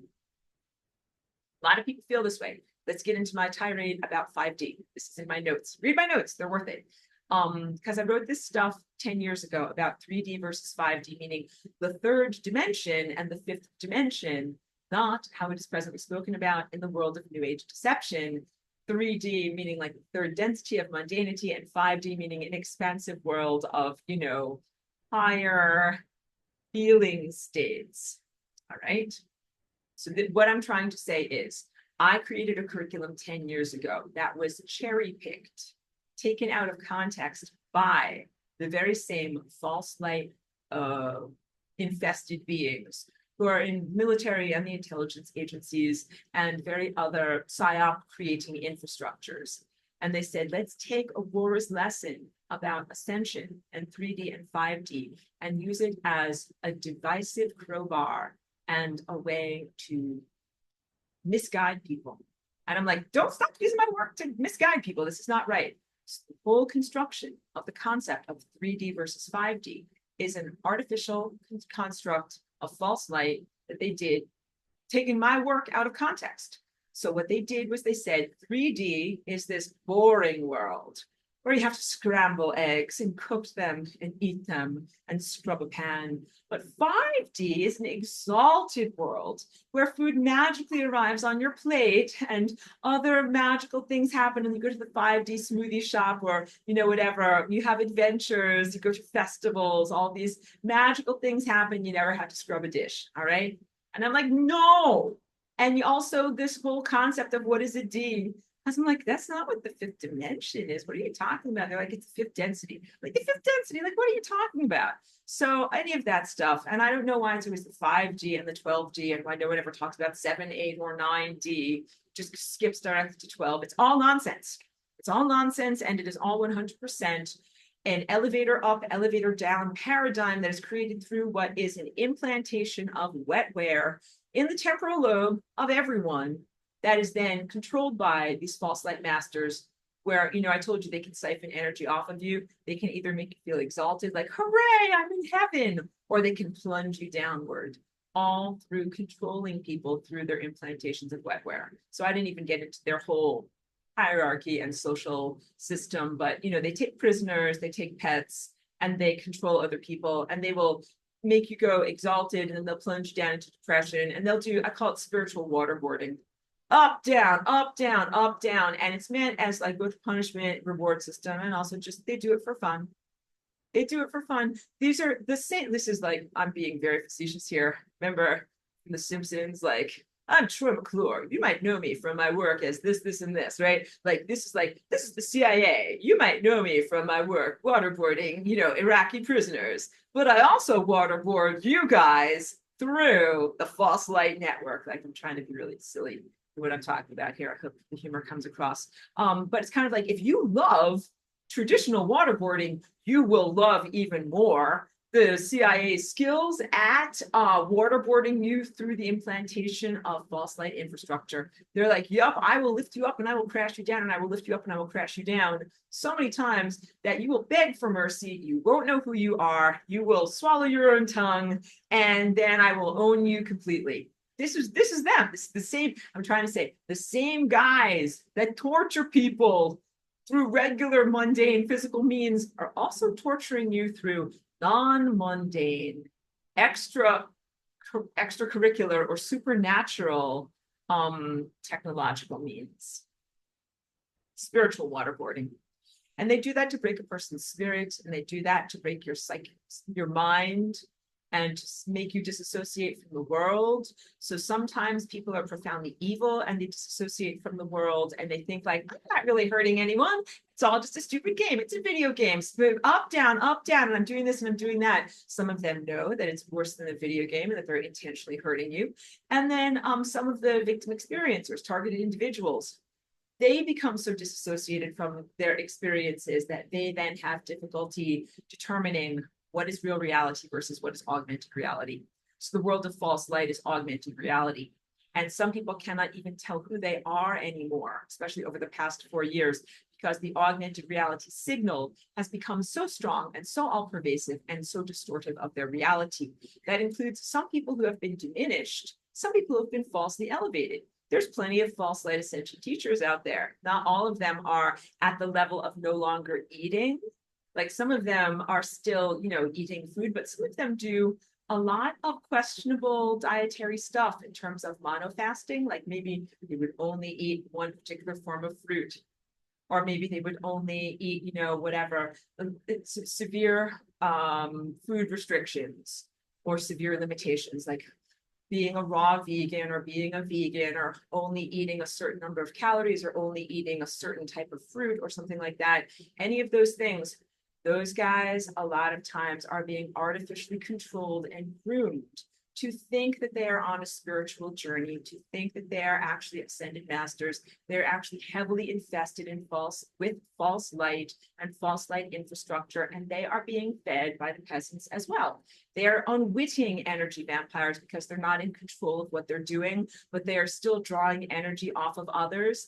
And here's the real key. When you become a real ascended master, like I talk about this woman who was a saint from the 1940s named Therese von Neumann, she didn't eat food except for the Eucharist. She believed in Christ so profoundly that that was enough to sustain her. And she is kind of like that poster child for living in that way. And she was, very happy and healthy, but she also exuded huge amounts of love, compassion, what you would say, like, non-optical light. She just had a very, very strong aura of loving kindness and presence around her. She was not judgmental and harsh. And some of these false ascension teachers that are about limiting what type of food or how much food you have and all those things, a lot of them are very judgmental. A lot of them are very judgmental of themselves and of others. Like if you were to eat meat, they would be very judgmental of you, or if you ate too much or any of these things. Even if they themselves ate meat or ate more than what they are allowing themselves to eat, they might really judge themselves. And that's the antithesis of what ascended mastery is. When you're an ascended master, you're like, I am a miracle in a miracle. And when I put food in here, I am putting a miracle into a miracle. And something, I want you guys to think about food in that way. Glucose is a miracle. It is solidified light. When you ingest glucose, like whatever, I just had a very nice lunch and I ate my light and it came inside of me. And I'm like, this is light coming into light. And I exist within a edifice of light. And then I emit that light to others. That's what you want to be thinking about. And what was my lunch? Like, just meat, salt on it. That's all I really wanted because I've been doing a lot of exercise in my body, just wanted a lot of protein. So that was what I ate. Meat and salt. And that would be frowned upon by some people who would be like, you're eating a graveyard. You know what I mean? Like you're eating animals. It's death and it's wrong. And I'm like, sorry, I want protein and salt. That's it. So please apply that with great humor to yourself. Please eat for the nutritional quotient that your body actually requires, not for some intellectual imposition of what you consider to be the optimum diet for ascension. Please, please, please eat for the nutrients that your body needs. Sometimes your body might need simple fruit juices or something like that, but sometimes your body needs protein. And always try to avoid genetically modified foods, as they not only contain a very small quotient of light, but are hugely distortive to the body. So if you want to know, like, what are the foods that I eat for my ascension journey, the real answer is things that are not polluted, things that are not genetically modified. So if it's a protein, a fat, or a carb, whatever it is, I am going to find the version of it that is not genetically modified, to the point that I'm very selective about what type of butter I eat. I only get this particular brand that comes from Italy, where they treat their food with respect, that says on it from cows not fed anything genetically modified. And I think maybe the second best is Kerrygold butter. But I don't just eat any type of butter. I'm super selective. You got it? Everything that I eat, I'm researching it to make sure that it is as pure as it possibly can be. So it makes it a little challenging. I make most of my food on my own and I don't eat things that are really processed. But like I love to eat things that are delicious. Like I love chocolate. So I get cacao nibs, just plain cacao nibs. And I put them into a smoothie with non-genetically modified plain coconut milk, no guar gum and no nothing, just coconut milk and strawberries or some kind of nice fruit or mangoes or something like that, blended up in the blender. So I'm getting wonderful, good theobromine from chocolate, but I'm not getting something that is like, a prepared confection or a sugary candy or something like that. So please do something similar in your own life. I want you to eat light. I want you to have the gift of nutrition in our world. We're on this ascension journey and we're not at the point of eating 100% pure light yet. You should eat good food. It should be non-genetically modified. And most of what is available in pre-prepared foods is going to have not good ingredients and not good energy around it. So it's up to us to get the best ingredients that we can and take care of ourselves the best that we can. But also, please don't reject the experience of food because you're like, nope, I just want to ascend. No food for me. Because you know what? You miss out on some really wonderful, fantastic, good stuff. And the enjoyment of the embodiment moment when you're eating really good food is a huge part of it. So when you make your beautiful food and you eat in gratitude, you receive in gratitude, you celebrate it, and never curse your food. And don't let anybody else curse your food. Don't let any false light ascended people who are like, you're not allowed to eat that substance. Stop enjoying it. And you're like, whatever, eat some meat. Like, stop enjoying that substance. I'm like, it's protein. I like it. Stop hurting me. This is what I feel like, truly. So reject all of those curses, remove all of those curses, eat what is best for you, what is cleanest and most available to you. And also we have to remember that most people have limited food budgets. And it's also hugely, I don't know what is the word, but presumptive to think like, oh, like just spend whatever, $10 on a small jar of almond butter. Like not everybody can do that. That might be someone's whole whatever budget for the entire day to be able to buy like the organic sprouted almond butter. It's like everything is super expensive. In case you haven't noticed, in case you haven't shopped recently, everything has gone up like 12 times. Yeah, so everything is super expensive. So let's not be judgmental of ourselves or others who are simply trying to get enough positive calories into their body to effectively, live from day to day. So we have to celebrate what is available to us and not judge ourselves and others because we can't always afford a tiny little jar of sprouted almond paste or whatever it is. Health food stores have become super expensive. Melly, thank you for being here, says, I'm currently researching to purchase a negative ion foot bath for heavy metal detox and just purchased an internal detox supplement that contains activated charcoal, bentonite clay, zeolite, chlorella, spirulina, and diatomaceous earth. That's all good stuff. Good. I feel that nothing I have done up to this point is making enough of a dent. I haven't had a vaccine since teens and my body is 49. Good for you. Good. I take no pharmaceuticals and eat all organic, non-GMO for years. You're doing all the right things. Have my own water purification system and exercise.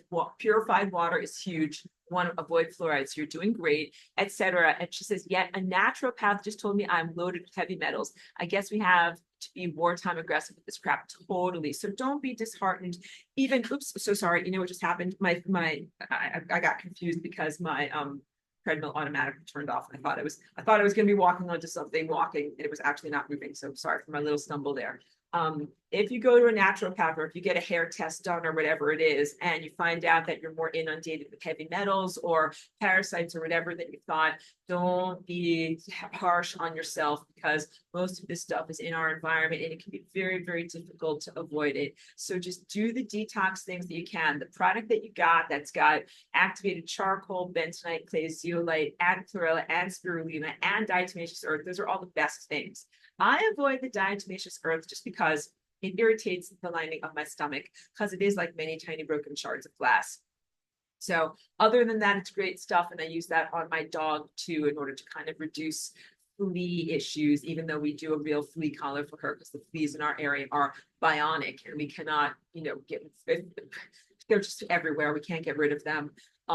But every morning I drink this stuff that I like a lot. That's amazing greens powdered mixture that has the chlorella, spirulina, and a couple of other probiotics and some other wonderful, like, green vegetable powders, and also positive chocolate and theobromine in there. So yeah, I'm a big advocate. I think chlorella is a great binder, and you can't do too much with it. It's, going to be great for your body no matter what. Even has some B vitamins in it. And I think activated charcoal is also super, super safe. I think there's mixed questions about zeolite. I think it's great stuff. I've had very good results with the Masterpiece tincture, which is a liquid zeolite tincture, and also with doing zeolite baths for many years and zeolite clay. Zeolite is also known as AKA montmorillonite, AKA clinoptilite, depending upon which deposit it is mined from, like it's in Europe or wherever it is. But you be sure to get food grade of that stuff and make sure that it is ingestible by humans and not just industrial grade. But I think that stuff is really wonderful. Some people have come forward in more recent times and they have said in alarmist tones, everything that is supposed to be detoxing you is actually used by the top word to assemble more crap in your body. And I don't believe that. And I know that the methylene blue has a positive impact on my psyche, and I feel what it feels like when I take it versus when I don't take it. So I know that stuff is good. But just recognize that a lot of people will say things like, oh, it's not good, it's been co-opted, don't take it. But I think that those are alarmists. The only thing that I think is valid in the alarmism is C60. I was always skeptical because, I do shungite. I have my shungite mug and I've been drinking out of that for years. But C60 is kind of like the artificial version of shungite. And I was always skeptical about whether it was pure or whether it was programmed, because it's programmable matter, and what it would do in my body. And I think that sometimes people are taking something that gives them temporary results because it is actually bonding with the acts of the top word and helping it to assemble. And that's why it feels more comfortable, because you're actually kind of helping the enemy. So yellow caution flags on liquid C60, and also yellow caution flags on the terahertz wands, which are very, very different than these crystals that I use. These crystals use a combination of high and low frequencies. The terahertz wands are almost entirely high frequency. And I think that they're having exactly that impact of helping the infestations, and that's why the inflammation is going down in many people. Brief pause because Cheeky's in the house. Have some hugs over here. Come over here. Cheeky, Princess Cheeky was sleeping in her dog bed, which is set up right next to the air conditioning so she can be nice and cool. And we give Cheeky all of the good remedies that I do for me, I do for Cheeky, and she loves the chicken light. She loves to sleep with her belly, getting the chicken light on her warm belly. She loves that. And she gets little tiny amounts of the little things that I take for myself too. But she is naturally superlative and naturally healthy and amazing. Good job, Chicky. We'll see if we need to give some of the bribes. Do we need bribes? We might need bribes. Thank you for the lighthearted moment. Hold on a second. I'm gonna press pause. Press pause for bribes. Pause for the cause. Hold on, everyone. Back to another question. Lan says, I think CRISPR models are going to be in high schools for students to experiment with really soon, or currently. I know it's so distressing to me when I see the way that CRISPR is being thrown around as like the most inconsequential thing, and people don't know what they're playing with. It's like when radium was first invented or discovered in the early 1900s, and Marie Curie used to walk around with a giant hunk of it in her lab coat, and they used to paint the dials of glow-in-the-dark watches, and the girls would lick the paintbrush with radium going into their bodies. And then they didn't learn until like Marie Curie died horribly of cancer, and her notebooks are still radioactive, and all the people died of, terrible cancers in their mouths because they licked their paintbrushes. This stuff is not good, all right? How bad does it have to get until you find out you shouldn't be CRISPRing all these DNA things? That's the problem. Humanity tend to do a lot of naughty things first without considering whether you're doing something dangerous, then find out that it's very, very dangerous. And then sometimes it's too late. Joyce wants to know, how would one know if they are targeted? It's a difficult question. Targeted individuals are often, it doesn't necessarily mean that you have a particular job or anything like that. Sometimes people are targeted because of who they are on an esoteric or a spiritual level. Sometimes it's because your consciousness or the potential for yourself or the potential for your DNA, like your parent or, you know, your offspring or whatever. It's a difficult question because it usually comes down to some level of life and health and financial disruption that is supernatural and is only really explicable when you start to recognize that there is an unseen integument of events where you're not just imagining it, but are genuinely being persecuted. So it is usually a technological persecution of a person, a limitation of their consciousness, a limitation of their opportunities in life. It is not a new program. It's been going on for a very long amount of time. And one of the hallmarks is voice to skull or synthetic telepathy. You get a lot of intrusive thoughts. Does not necessarily mean that you have a psychiatric disorder. It might mean that you are a targeted individual, especially in this time place. So if you had a lot of intrusive thoughts 2,000 years ago, there really might be more of a question of like, maybe you have a psychiatric disorder. But if you have a lot of intrusive thoughts right now, with all of this stuff growing in people's brains, then I would say, I think that the likelihood that you have a psychiatric disorder is much lower than the likelihood that you have a technological infestation that is connecting you to a harmful thought network of diminishing synthetic telepathy. So difficult to tell. Sometimes people have, like I said, financial and life disruptions. Sometimes it's because people are speaking out. Sometimes it's because they're an activist or a troublemaker or a researcher researching medical research that is inconvenient to the agendas. You know what I mean? Like someone who might be talking about side effects of the pollutions or some other thing like that. But sometimes people are targeted because of the potentials of spiritual advancement that they can make in this world. So it's a big question. It's a little bit hard for me to answer more effectively. And Lisa wants to know how to stop the energy drain.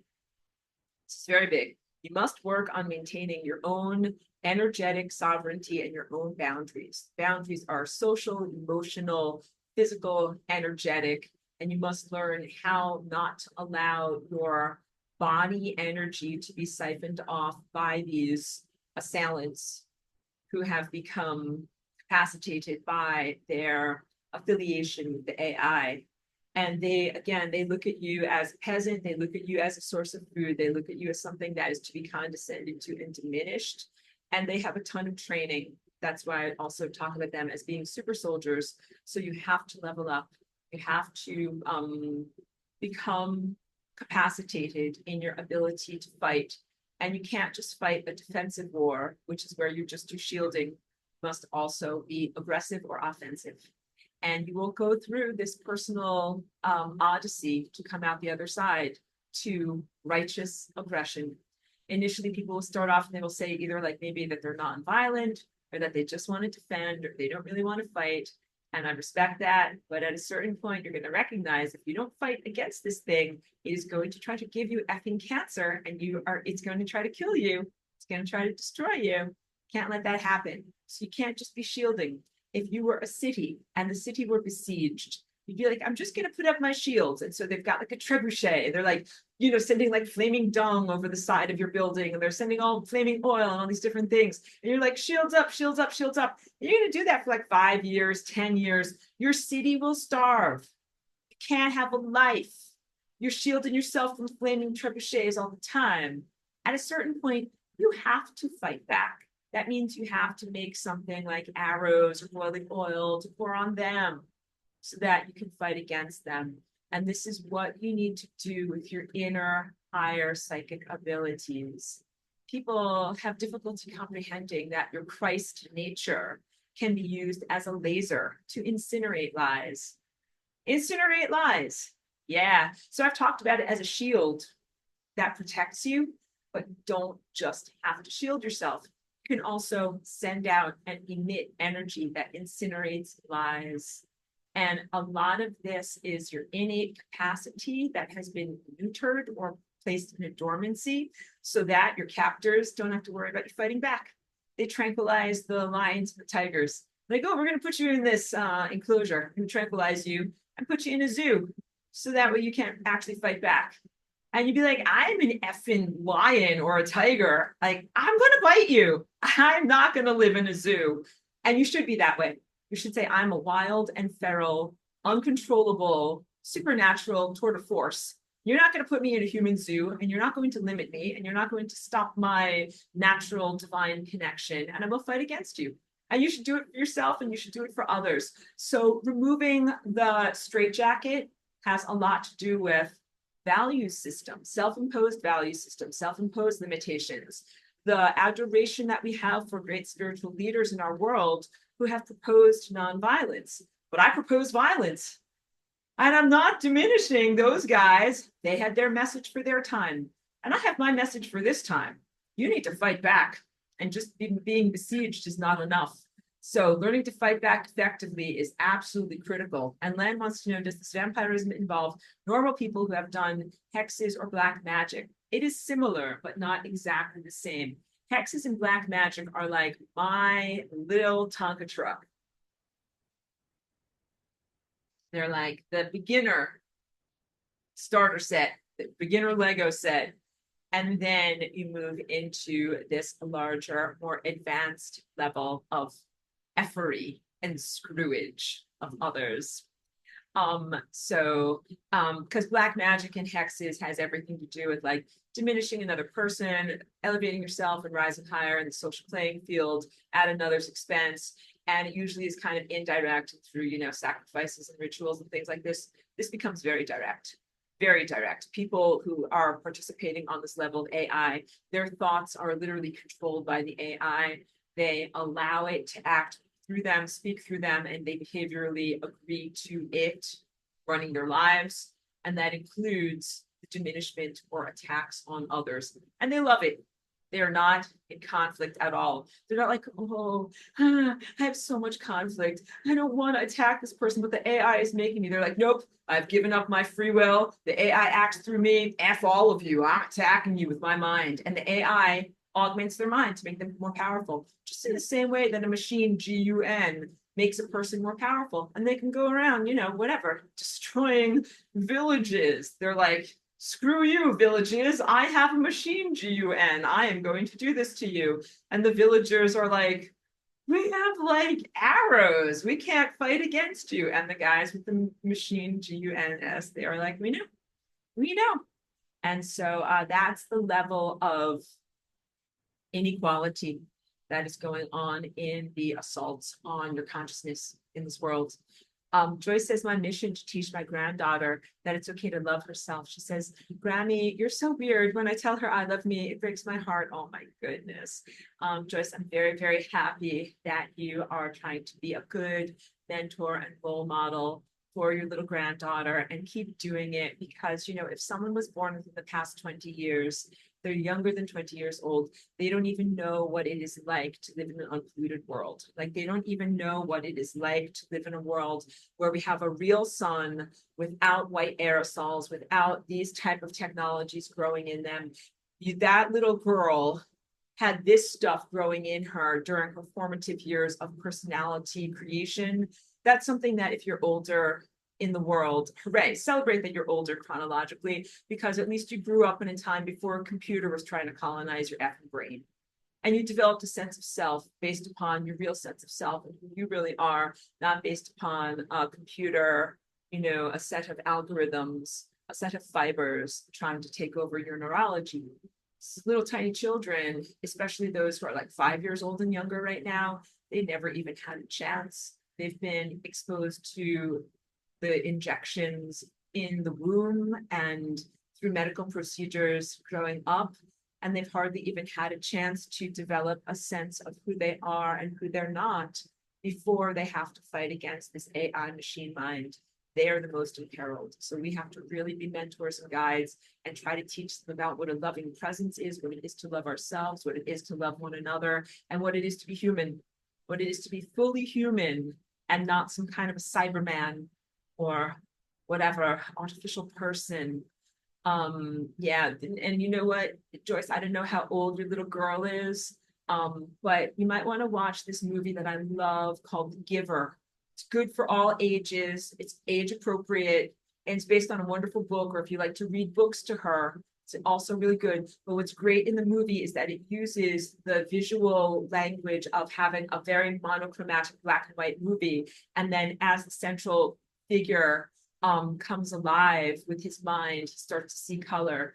Yeah, I think that The Giver, might be a little bit advanced for her at age 4, but I think you could still watch that movie with her if she's got the attention span. It's not a cartoon movie, but it's really about staying human in a world where they try to remove humanness and make people like automatons. And it's good because I think it helps young people and children to be like, I want to be like the main character who breaks free of the shackles of consciousness limitation and instead embraces being a true organic human. So see how much you can protect and uplift your little girl, little granddaughter through books and movies and fairy tales and things like that to try to instill those values in her and just be loving, be present, just be as protective as you can. So Joyce also wants to know, what do I feed Princess Cheeky? I'm very happy to share that with you because you guys know I'm super selective about the food that I feed me, and I'm equally as selective and protective over my little girl, my little family member. So I get this wonderful stuff that are like, they're like frozen bricks of food that is the whole animal. So it's like, chicken with like the bones and the organs and everything all ground up in there. And then some vegetables added in, because I usually choose things that have like some parsley and broccoli and some of the other positive antioxidant vegetables in there. And I sometimes get her the chicken flavored one or the beef flavored one, and then we alternate. And so like I defrost it and I cut it up into like little tiny meatballs because she is tiny. So she gets a little tiny meatball for her meal. But I'm really an advocate. It is raw food. It is the raw food diet for dogs. It's excellent for them. It's excellent for their teeth and for their digestion. And also I have to spell it BUTCHER once a week. We have a wonderful local natural place. And I get things like little chicken wings and chicken feet for her too that are also raw. And she gets something like that as a special goodie because dogs really need to chomp on things. And it's excellent for their teeth and for their jaw and for their mentality. So I'm really kind of anti-kibble, because kibble is not only very processed, but it also is not just the ingredients, but it's just like not a mental challenge for dogs to eat it. And dogs are hunters, and they're used to being challenged by their food and having to like break things apart and chomp on things, figure out how to eat them effectively. So if you are a dog owner, consider doing the raw food diet. And small dogs benefit from beef tripe because they don't have a lot of digestive enzymes in their tiny little bellies. So you have to supplement their digestive enzymes either through digestive enzyme powders, or you just get like dehydrated tripe product and feed that to them as well. So add the tripe. It will help your dog's tummies to be able to digest the raw food, okay? And then she also gets little dehydrated, we have to spell it out, TREATS for good behavior when we are going in the CAR. And those are also just made very simply out of like just chicken. I get the best, rewards that I can get for her at a little specialty shop that are quite expensive, but we limit them. And they're no junk food. She does not get milk bones. And sometimes we go around town and different stores give out freebies and stuff like that, and they'll give her milk bones, and she gets one and she kind of looks at it and she's like, this is junk food. Like, this is not healthy for me. And I'm like, I know, we take it, we're polite, put it in my pocket, but she doesn't really want to eat it. So it's just really funny. Like, she doesn't really want stuff that is got not good ingredients in it either. She's very, very selective. And then I give Cheeky like the best filtered water. I'm very special. I make my blessed water. Give like Cheeky the best water. She wants to drink out of a puddle outside. She wants like rainwater out of a puddle. So although I try to encourage her to drink the best filtered, blessed, purified spring water, for some reason she likes best to drink puddles outside. So we don't let her drink out of like gasoline filled puddles from a parking lot, but she really does like to drink out of like people's gardens and stuff like that. So that's just a funny quirk of her personality. And she does get tiny amounts of dog CBD and other little mushroom tinctures and stuff like that. Whatever I take for myself, I give her a tiny little amount. And she gets a tiny amount of like the anti-parasite medicines that I take for me as well. So that is Cheeky's regimen. And we do lots of walkies. It's a magic word. We have to wait until later. but we're very big on getting plenty of cardio, which is also really important for dogs' mental health, their physical health, and my mental and physical health. So she's my little cardio coach. And we do at least a couple of miles every day, and of course I'm always walking here, but like this is enough walking for me, but she needs to be able to have, to be free. And then also to have friends around town, have a little peer group, go around and have fun. So all of those things are huge. When I talk about that, that's not just like something flippant or frippery or inconsequential. These are the things that are part of what make life worth living. All the stuff that the infested ones, false light, anti-heroes of our world want to take away that joy from us. Like they want to take away the joy of simple pleasures of like walking around your neighborhood on a sunny day and seeing your neighbors going to, a park or whatever, looking at people's gardens and just enjoying being alive. They want to take that away. So it is an act of courage and joy to live your life to the fullest in that way. Melly says, have to leave early, everyone. Thank you so much for all the beautiful energy sharings and teachings. Sending love to all participants, Aurora and Miss Cheeky. Thank you very much for being here, Melly. Okay, so let me return to the curriculum and let me tell you about what chakras are and how that relates to something that is ancient that is called the Zoetrope. Chakras are spinning wheels of energy. When I hold up a sculpture like this, every single one of these is actually spinning all around. So when you on your body consider that you have these chakras, you have a spinning wheel here, you have a spinning wheel here, and these act as apertures for you to be able to perceive reality. So reality is actually created out of a series of static images separated at the Planck length. The Planck length is 10 to the negative 35. It's a very, very tiny, tiny, tiny, tiny, tiny increment that is smaller than a proton.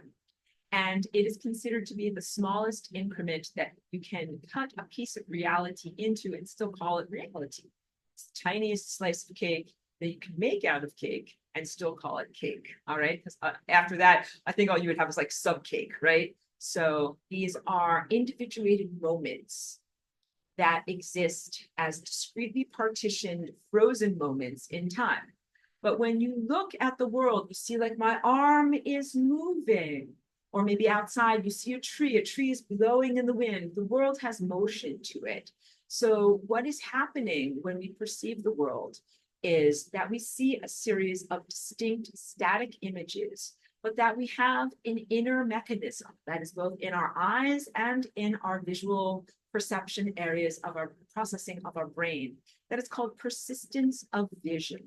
And that is where we see a static image here and then the next static image here.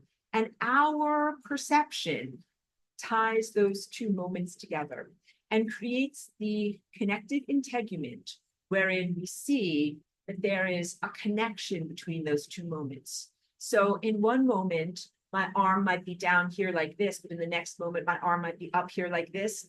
And our perception fills in the gap between my hand moving between here and here. And it creates a smooth, fluid interpretation of reality. When you look at the world, you are actually looking at a series of uncollapsed waveforms that are static images. And it's your perception that takes those potentialities and turns them into experienced realities. It is the magic of your observership. It is through your own perception that you add an additional dimension. The dimension in this case is a time-based dimension, as you have a static image is not moving in time, and another static image is not moving in time. To see these things as being moving means you add the additional dimension. Human technology has hijacked this in a positive way with what is called motion pictures. That was when you have old-fashioned film strips. Let's draw it. And let's go to a new whiteboard, a brand new shiny whiteboard. And let's draw a film strip. So this is old-fashioned film strip. It's like a big, long line of images separated into frames. It runs at 26 frames per second. And we'll just draw something simple like a purple ball. And we'll pretend that this purple ball is like, like a bouncing ball that starts in the middle of the screen, and then it bounces to the bottom, and then it bounces up, and then it bounces down again, then it bounces up, and then it bounces down again, and then it bounces off the side of the screen, okay? So what I just drew for you is like a little film strip.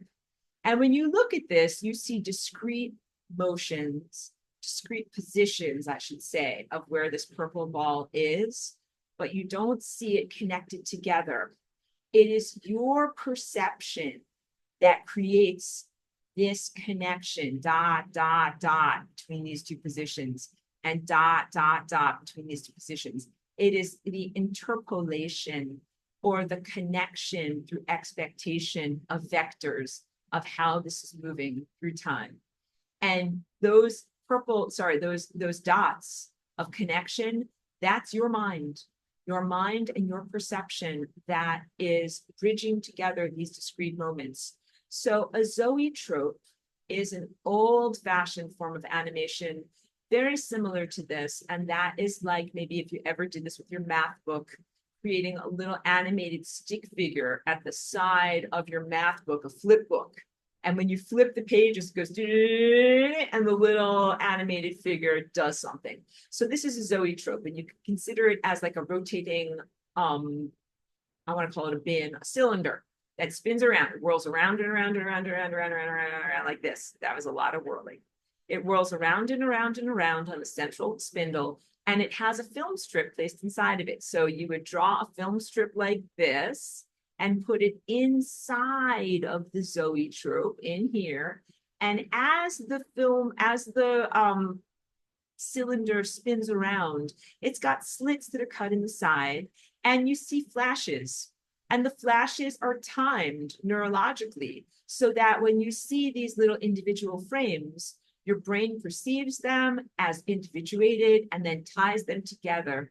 And you might also have had this experience if you've ever walked or driven past a picket fence, something that has vertical posts at regular intervals, or driven down a road that has trees. Like here's a road that is lined with trees, and maybe here's the sun, get a sun color. Maybe the sun is over here, and it's starting to kind of like send rays of light through the trees. And as you're driving by on your car over here, that the trees kind of flash, flash, flash, flash, flash, flash, flash, flash. So the key point here is regular intervals and flashing of light, regular intervals of light, creating with your visual perception a sense of motion.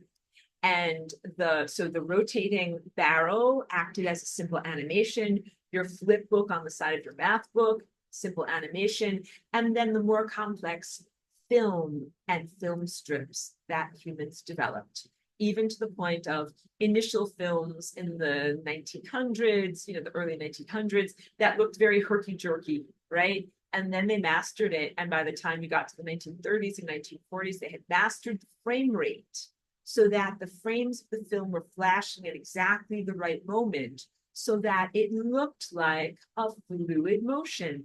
And people were amazed, like you had movies of people dancing and the person's skirt comes up and across the screen. And it's like, wow, it looks just like reality. But what it is a series of discrete images tied together by the additional dimension of your own perception. This is what is happening with the chakras on your body. So zoetrope means wheel of life, and the chakras on your body are exactly like that. They are the wheel of life that ties together the discrete moments of reality. I call them train cars because they are like, subway cars or like a train, discrete moments that are tied together. And what ties them together and makes you bounce from one moment to the next moment is the dance of your DNA. You're an alive person. That means your DNA right now is dancing. You're moving, you're grooving, you're back flipping, you're front flipping, side flipping, you're twisting yourself up, you're untwisting yourself up, you're crocheting yourself together, you're unknitting yourself together. All of that is happening on an inner level. Lots of acrobatics on an inner level, even if you're just sitting in your chair. And that is what is propelling you through time. So right now it's 4:10 p.m. We've been together, since 2:01 p.m. That means you've been propelled through time by this wild gyrating dance of your DNA, moment to moment for several hours. And you don't have to think about it. We don't have to be like, okay, everybody, synchronize your watches. Get ready, get set, and time jump. It's 4:11. Now we're into the next minute. Like, we don't have to do that. This happens as something that is not sub, but is instead supra-conscious.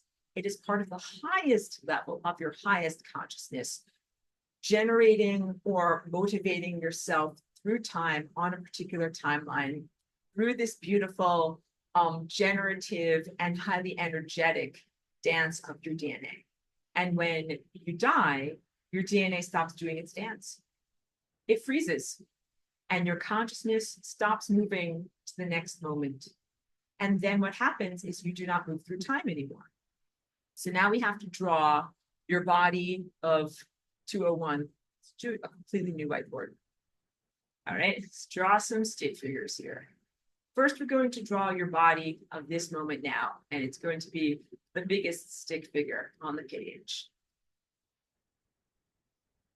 Then we're going to draw another version of you that this is you from, let's say, a couple of minutes ago. And then we'll go back even further in time. We'll say this is you from last week. And then we'll go back even further and we'll say, like, this is you from last year. All right, so dot, dot, dot, dot, all the way back to you from last year. And you have jumped with your consciousness from you from last year. We'll use this color. Your consciousness jumped, jumpity, jumpity, jumpity, jumpity, jumpity into that version of you. And then it jumped into that version of you. And now it has jumped into this version of you. This version of you contains the cellular residues of all of these other versions of you. So this light blue version of you exists. Let's draw some light blue circles. That's still in you. Let's draw some dark blue versions of you. All right, this one over here, dark blue, like you exist down here. And let's even draw some light purple versions of you from last year. So these are some year-long cells that are a year old, but that are existing here, because not all of your cells have the same turnover rate. So your epithelial cells, your skin cells, lining of your digestive tract, those revolve every 8 days, right? You already have a new crop from 8 days ago. But some of your cells take longer, like your bone cells and some of your nerve cells and other aspects of yourself that are more long-lived. They exist for more time inside of your body. So the person that you are right now in this moment is an amalgamation of the cells that are relevant for this moment now, some residual cells from moments ago, some from days ago, and some from even months or years ago. And within your own body, there is a self-cleaning mechanism that is called autophagy. That means self-eating. And it is a self-cleaning mechanism that is used by your own immune system and self-cleaning mechanism in your body to get rid of anything that's old, decrepit, and no longer relevant. Because this body from a year ago is not fully relevant to who you are now. And you still have some cells that are lingering from that version of you inside of you. So your white blood cells at a certain point come along and they're like, no, you know what? You are no longer relevant. You're not healthy. We don't need you anymore. Or you're just out of date. We erase you. And then we're going to erase you too. And then you know what else? My immune system's going through it. It's like, you know what? You're from several months ago. You're not relevant anymore. And even this one over here is like, you know something, you're from last week or last night, you are not relevant anymore. And there's a whole activity level in your body of unmaking or sculpting away. When you sculpt, you add and you sculpt away, you carve away, carving away the aspects of yourself that are no longer relevant. And let's get a doo-doo color. This represents Cancer. All right. And that's never supposed to be inside of you.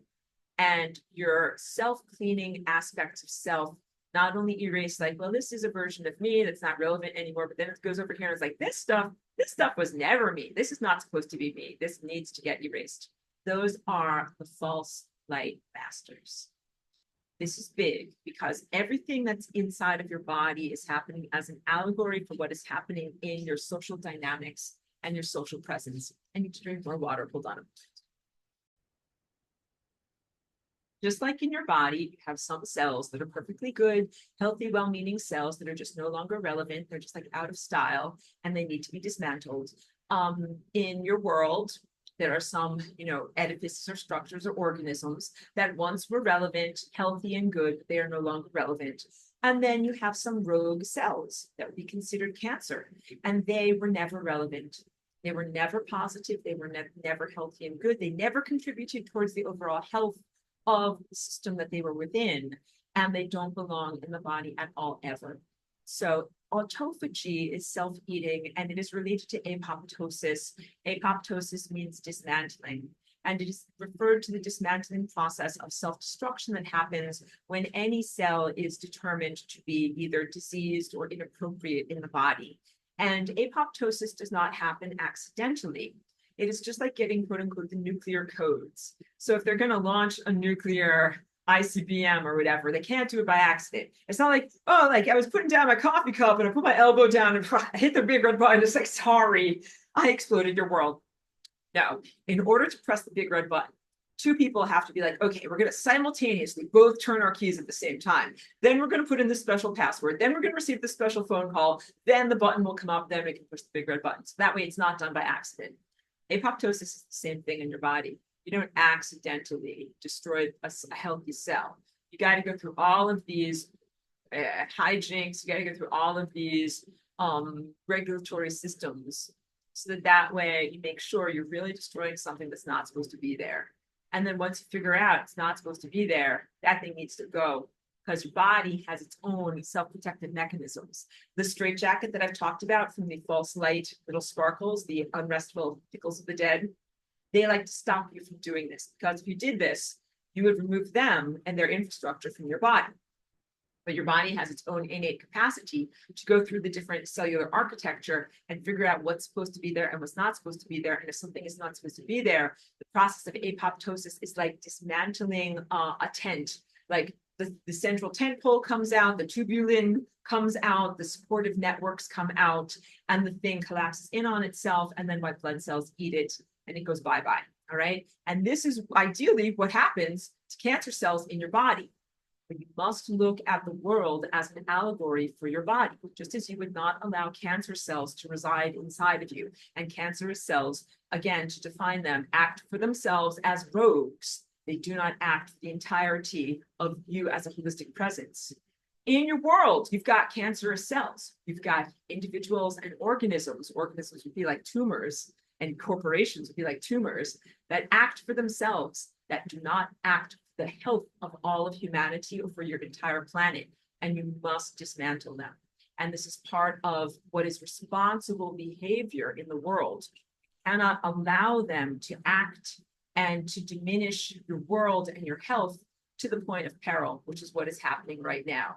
That you have all sorts of different organisms and organizations that have been hijacking resources and acting against the holistic presence of this entire planet, to the point of erecting the supportive infrastructure that allows this to assemble in your body and allows this to assemble this stuff in your body.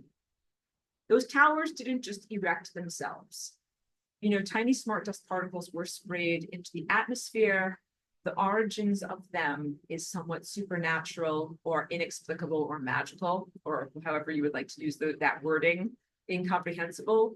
But once those particles came into those who are complicit with the AI agenda, those armed and be-legged organisms went around and erected a bunch of towers and a bunch of satellites that then exacerbate the self-assembling qualities of this stuff and make it hurt you. Those people are the cancers in your world, and they can't be allowed to go around doing stuff. You got to withdraw resources from those cancers and make sure that they are dismantled. That is difficult, assertion to here because it means major restructuring in your world. Because do you know who are these guys? Go back to this whiteboard that I drew for you. Wait, which one is it? It's this one. Who are these guys? Who are these guys? Just find a color here. Color. See? Who are these guys? Who are energy vampiring? I don't know if you can see that color. Who are these guys that are full of these false crystals and that are energy vampiring off of this guy over here and everyone else who's innocent? They are people that are in your military, people that are in your intelligence agencies, people that are at high levels of your technocracy who are creating artificial intelligence infrastructure. They are software programmers. They are entrepreneurs. They are sometimes visionaries and thought leaders. They are people who are in alignment with the transhumanist agenda. And they are doing a lot of things that are draining and that are inhibiting your ascension process. And there's really not an effective way for you to be able to move forward in freedom. While they are doing that, you must fight against them. So, Lisa asked a beautiful question about what to do. Cannot just be defensive and be like, I'm just going to shield myself so that these guys don't feed off of me. Because then it's just like saying in your body. Some people do this. They're like, I'm just going to not eat anything that feeds cancer and then, starve cancer out. And that's not the only thing that you need to do. Because then you know what cancer does? It goes into a state of dormancy where it's like, there's nothing for me to eat. I'll just sit here in neutral. And then as soon as you eat something that can feed the cancer's like, yoink, yoink, yoink, yum, yum, yum. Now I will grow and continue with tumorous growth. Can't do that. It's hugely perilous to just have a bunch of cancer in neutral in your world. So you need to protect yourself and make sure it doesn't feed off of you and it doesn't drain energy from you. But then you also have to act just to dismantle it. And that looks like removing energy and social power and resources from the people, individuals, and organisms that create and support this stuff. And that's a big agenda. That's a big ask that I'm saying that to you. Michael says, are masters such as Mahavatar, Babaji, or Saint Germain false masters? Beautiful question. Thank you for that. So I don't know Babaji, but I do know Saint Germain. And I don't think that Saint Germain is a false master. But I do think that there's lots of imposters who come along and they say, I'm Saint Germain of the Violet Flame, but that's not who they really are. So you have to really watch out. Like there's tons of imposters. Just like if you try to buy a diamond ring and there's lots of fake diamonds out there and they say it's a genuine diamond and it turns out to be like, whatever, total fake replica or whatever. So Saint Germain is for real. And I have some wonderful stories that came not from me, but from a friend of friend when I went to Mount Shasta, because Saint Germain is very much associated with the Mount Shasta, California area, about what they learned from Saint Germain. So I'll just tell you this a little bit, because if you're on an ascension journey, like you might at a certain point be called to go to Mount Shasta. And it's a very, very special place because that is one of the places that we ascended from on the planet when we had a different level of reality. I talked about this in class last week, and the levels of ascension that we went through in the antediluvian world of ancient or concurrent Atlantis. If you ever go to Mount Shasta, there's like the big giant mountain that's kind of shaped like this. But in front of the big giant mountain, there's a smaller mountain that's shaped just like this. It's kind of an artificial cone-shaped mountain. And that was one of the places that we used to ascend from. And Saint Germain is definitely an ascended master associated with that place. So wait, let me go to my notes and talk about this more effectively and define what is an ascended master, okay? An ascended master is someone who has increased their vibration to the point where they have oscillated out of what we would call the state of physical matter. So all of this I've been talking to you about the wheels of life, the chakras of the zoetropes on your body, and relating that to physical film. 26 frames per minute gives you a certain view of reality. And when your chakras are spinning at a certain rate, you experience a certain level of reality that we would call materialism and seeing and experiencing the material world. But what happens if you rev up and get super, super, super, duper, duper, duper, duper, duper, duper, duper, duper, super infinite duper faster in the spinning of your chakras? You begin to perceive a different level of reality. If you make film go faster, you know what you actually get when you're recording? You actually get super slow-mo.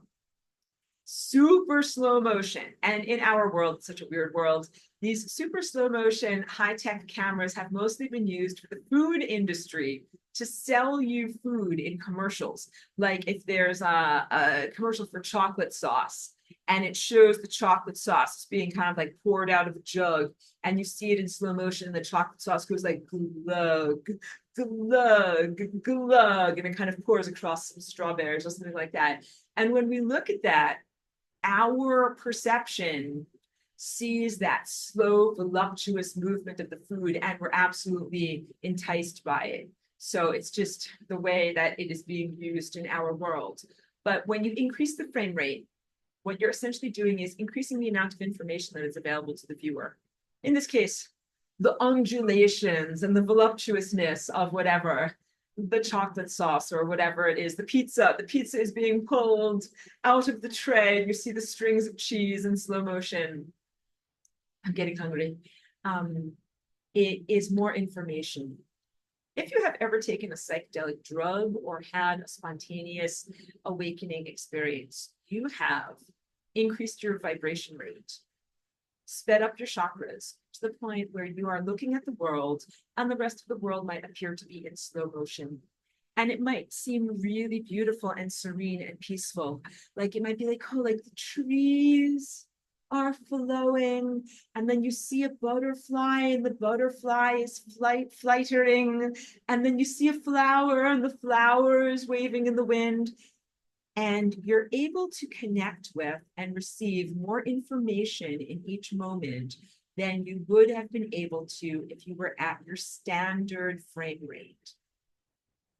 Ascension is increasing that frame rate to its highest available, availability, and then never coming back down. And what that means is in every moment, as you're moving faster and faster, you're able to perceive and receive much, much more about what is happening. It means you're able to see and know everything about that tree and everything about how it relates to that butterfly's wing going up, and everything how it also relates to that flower that the butterfly is flying towards. And also every single ant that is walking on the ground, and every single molecule that is in the air, and every single, bubble of digestion in your own tummy at that moment. Like you get all of that information to the point that if you're not prepared for it, it can be super overwhelming.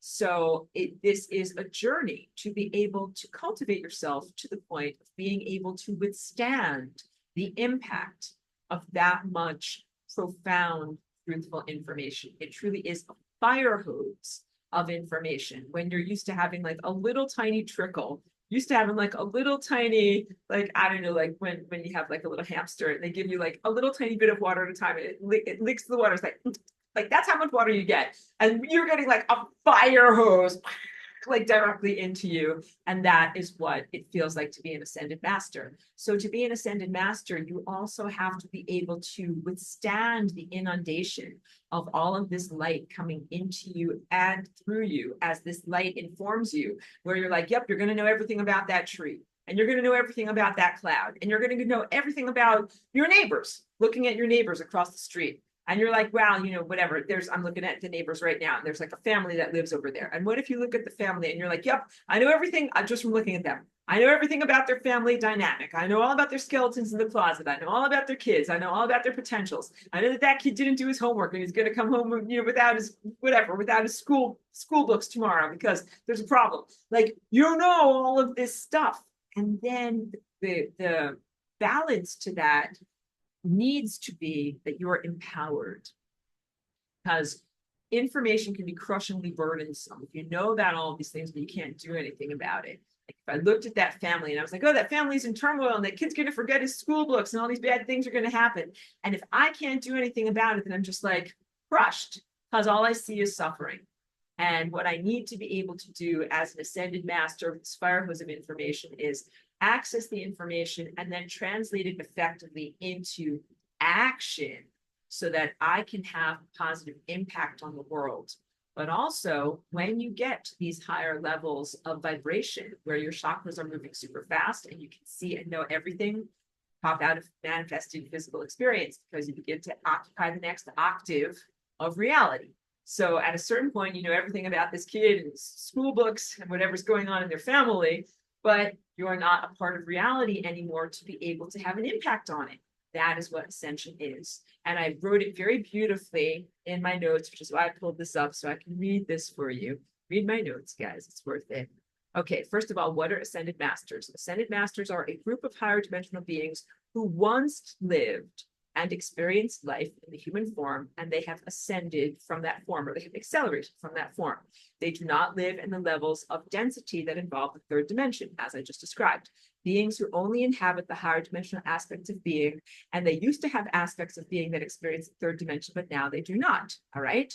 So the eventual goal of Ascension is to increase your vibration so that you're vibrating faster and faster, and at a certain point, you vibrate your way out of the third dimension. And this is antithetical to death, as death usually occurs on a corporeal level and involves unconsciousness. And so your consciousness moves onward, but your physicality presence is left behind. And the physicality presence that is left behind decomposes slowly and it changes state slowly. So if you die a conventional death, your physical presence and your ephemeral presence separate from one another. Your spiritual or ephemeral presence moves onward, consciousness moves onward, and your physical corporeal form stays left behind. So I already described to you how like you have your body from 1 year ago is still inside of you and you are digesting it little by little. That's a body that is actually part of a version of you that is one of those peripheral cells that has died on the membrane of death. And that you are actually incrementally shifting your consciousness away from those versions of reality to stay in eternal life. But if you are not able to shift fully and you hit the membrane of death, your body stays behind, your DNA freezes, you don't get propelled through time anymore, and your body decomposes. And I sometimes joke insensitively about like the worms crawl in, the worms crawl out, the worms put a pinnacle on your snout, but maybe you have loved ones that you've lost, and I don't want to upset you by being so, crass in what I'm talking about. But you change state from being a solid, physical, embodied cellular form that has integument and stays together to something that liquefies, is ingested and digested by bacteria and fungi and other microorganisms, and then eventually becomes pure heat, ephemeral information. You translate that body that was physical into something that is non-physical as it breaks down. But it's a long process of decomposition, or maybe if it happens on a funeral pyre, it happens through the flames and through the process of burning. But that process is a process of a release of the organizational energy that held a person together as a person in life. And when you are an ascended master, when you ascend, you don't go through those incremental shifts that death happens on a physical body. Sorry, bad grammar. You go directly to being a plasma. So in exactly the same way that an insect has stages of life. There's the egg, there's the larva, there's the pupa, which is like butterfly and chrysalis, and then there's the emergent adult form with the wings that come out. And these are your wings of time that you are growing as you become an emergent ascended master. When you ascend, do not die. You add tons and tons of light energy into your chakra system, accelerate and transcend the need for physical death. The physical cellular structure of your body turns into a structured light body, which is known as plasma, and you do not go through the intervening worms and pinnacle stages of decomposition, okay? So ascended masters are those who have mastered reality. And if the life vortex, this lower quadrant of this chakra system here, this area right here, if it is loosely analogous to a video game, but not directly analogous to, but if it's loosely analogous to a video game, then ascended masters have mastered their non-physical joystick of consciousness and made it possible for them to jump incrementally from timeline to timeline, getting closer and closer and closer to that central core timeline, which is an inherent part of our journey. And then to stay on that timeline and remain upon it and transcend death and instead go through this wormhole, which is the experience of acceleration, okay? So just because everybody has that timeline of least likelihood as a potential within them does not mean that everybody will necessarily force access it. It is a potential. And I always say in the most positive way, like it's baked into who you are, it's an inevitability, you will do it. But I say that to you, my wonderful audience, not to all of the debris and the cells that have to go to apoptosis. Cells that are humans that have to go to apoptosis will not achieve ascended mastery. They are not doing the right thing behaviorally, not making the right decisions and choices, not being in the right shape. They cannot be with you and go through that wormhole.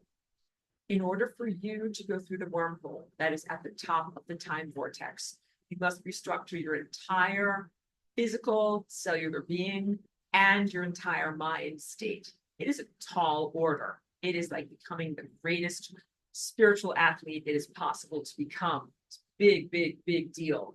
And that means you can't have one cell inside of your body that's busy being a cancer. Cancer is like being a craphead, you know, like SHIT, a crappy thing. Can't be like, you know, I'm going to hold you back from ascension. Like, look, I'm ascending. You can't be in me and be this, you know, mediocre thing. You have to get off, get out, can't be on board and be this way. And so you have to make a distinction. And I've said many, many times in this class, the process of ascension is a process of creating and exerting boundaries, who you are and who you are not on a cellular level. Some cells are who you are not because they are acting in a way that is very self-centered, that is only about them and their convenience and what they want, and not at all about your overarching journey and your spiritual attainment. So anything that is so selfish and destructive inside of you cannot come along with you. And that also relates to human dynamic edifices, companies, corporations, military groups, people, mind states, value systems that are strictly about serving themselves, especially at the expense of others, that cannot come with you through that wormhole. And so this teaching from 10 years ago dovetails very nicely with what I've been teaching about this, because people who agreed to have this stuff come inside of them and the temporary levels of empowerment that it gave to them over the peasantry and, you know, with earning money or whatever it is, they cannot come with you through the wormhole. They cannot be in the place that you are calling New Earth. They do not belong. They can only be dismantled. I have to go more into what is 5D and everything like that. So ascended masters who have made it to this level of ascendancy have done this very thing. They have honed their ego to become a completely essential aspect of themselves. When you read my notes and when you watch the thing from 10 years ago, please know that I'm never fat shaming people, because I talk about what it's like when people are very, very overweight and they have different layers of undigested emotional layers of fat that makes it difficult for them to move forward, that the process of ascension is about chipping away at those emotional stores of energy. So please know I'm not fat shaming anyone. It's not about your appearance or social cultural paradigms of beauty. It is much more about the abstraction of excess emotional energy that is stored in the body. That means you've got I'm using a Jewish word called mishigas, it's craziness. You've got baggage. You have baggage, emotional baggage that needs to be rectified and released in order to move forward. And the baggage could be trauma, negative emotional experiences, or just undigested emotional experiences. So unmetabolized food that has not yet been changed into kinetic or heat energy or mental energy or emotional energy is stuck in stasis and has not yet been processed. And the ego issues that are unresolved in the temporal ego, the sense of self is derived from being submerged in time. So these are all not truthful stories, but they're limitations that are based upon unresolved aspects of self. Becoming an ascended master is very much about resolving all of these aspects of self. Now, I'm telepathic and I sense someone is thinking along these lines. Some traumas are about undigested emotional experiences, and some traumas kind of make you who you are, and that's truthful. I wouldn't say that trauma makes you who you are, but I would say that your response to trauma is what makes you who you are. So it could be like having a violation, getting into an accident, being in a war. Like sometimes you're in an extraordinary situation that is highly traumatic, and it is defining of your personality, how you respond to that very difficult, impossible life situation. So we don't want to just erase that out of your life, because in a lot of ways, you become very heroic and very noble in your response to injustice or injury or harm to your community. Like if everything were totally fine, you wouldn't become so heroic. You became heroic in response to things that are not okay. But you resolve that trauma. So you retain your identity as a truly noble and heroic person that did amazing things in moments of complete duress and great injustice. But you fully process the emotions that are involved in having gone through that, so that you are not defined by your suffering. Big. You're defined by your heroicism, but not by your suffering. So in order to reach these levels of ascendancy, it is necessary to let go of any of the things which no longer serve. And when I drew that little picture with the stick figures, that includes peripheral selves, timelines, and characteristics, old patterns, old identities, old personal histories, old habits, including neurological habits, including thought habits. But you can also comprehend old patterns, identities, personal histories, and habits as being part of being injured. Like when a person is injured or has a disease or has an emotional injury or a bad relationship, sometimes they develop an identity of like, I'm that person that had that bad thing happen to me. But that identity is not a long-lasting positive self-identity. When you go through the sun, when you go through the wormhole, when you become an ascended master, that level of suffering is removed from you. So the eternal part of yourself is, I am the person who transcended that injury. I am the person who transcended that injury. So in my own life, I came into a body that was very neurologically damaged, and I am the person who transcended that injury. I'm defined by my healing and my overcoming of something that seemed impossible. Let me share this with you in a little whiteboard over here, and I'm going to talk more about Ascended Master Saint Germain. Wait, go to a new whiteboard. This is all about how I use portals around my body to get past neurological disruptions. So let's say this is my head, right? And that's my neck over here. And let's say that this is my brain and that this is an area where there's like a neurological disruption in my brain, right? And I want to send a neurological impulse from like over here and get to over here, but I can't because there's a roadblock. I get this far and I can't go any further. So what I learned to do inside of my own mind using the flying rainbow lasagna is to create a portal. Here is a doorway that's meant to be a portal. And here's another doorway that is another portal. And what I do to be able to send these signals around my brain is I go signal through the portal, skip all the junk, and then come out through the portal here and connect over here. So I jump over this whole area where there's problems.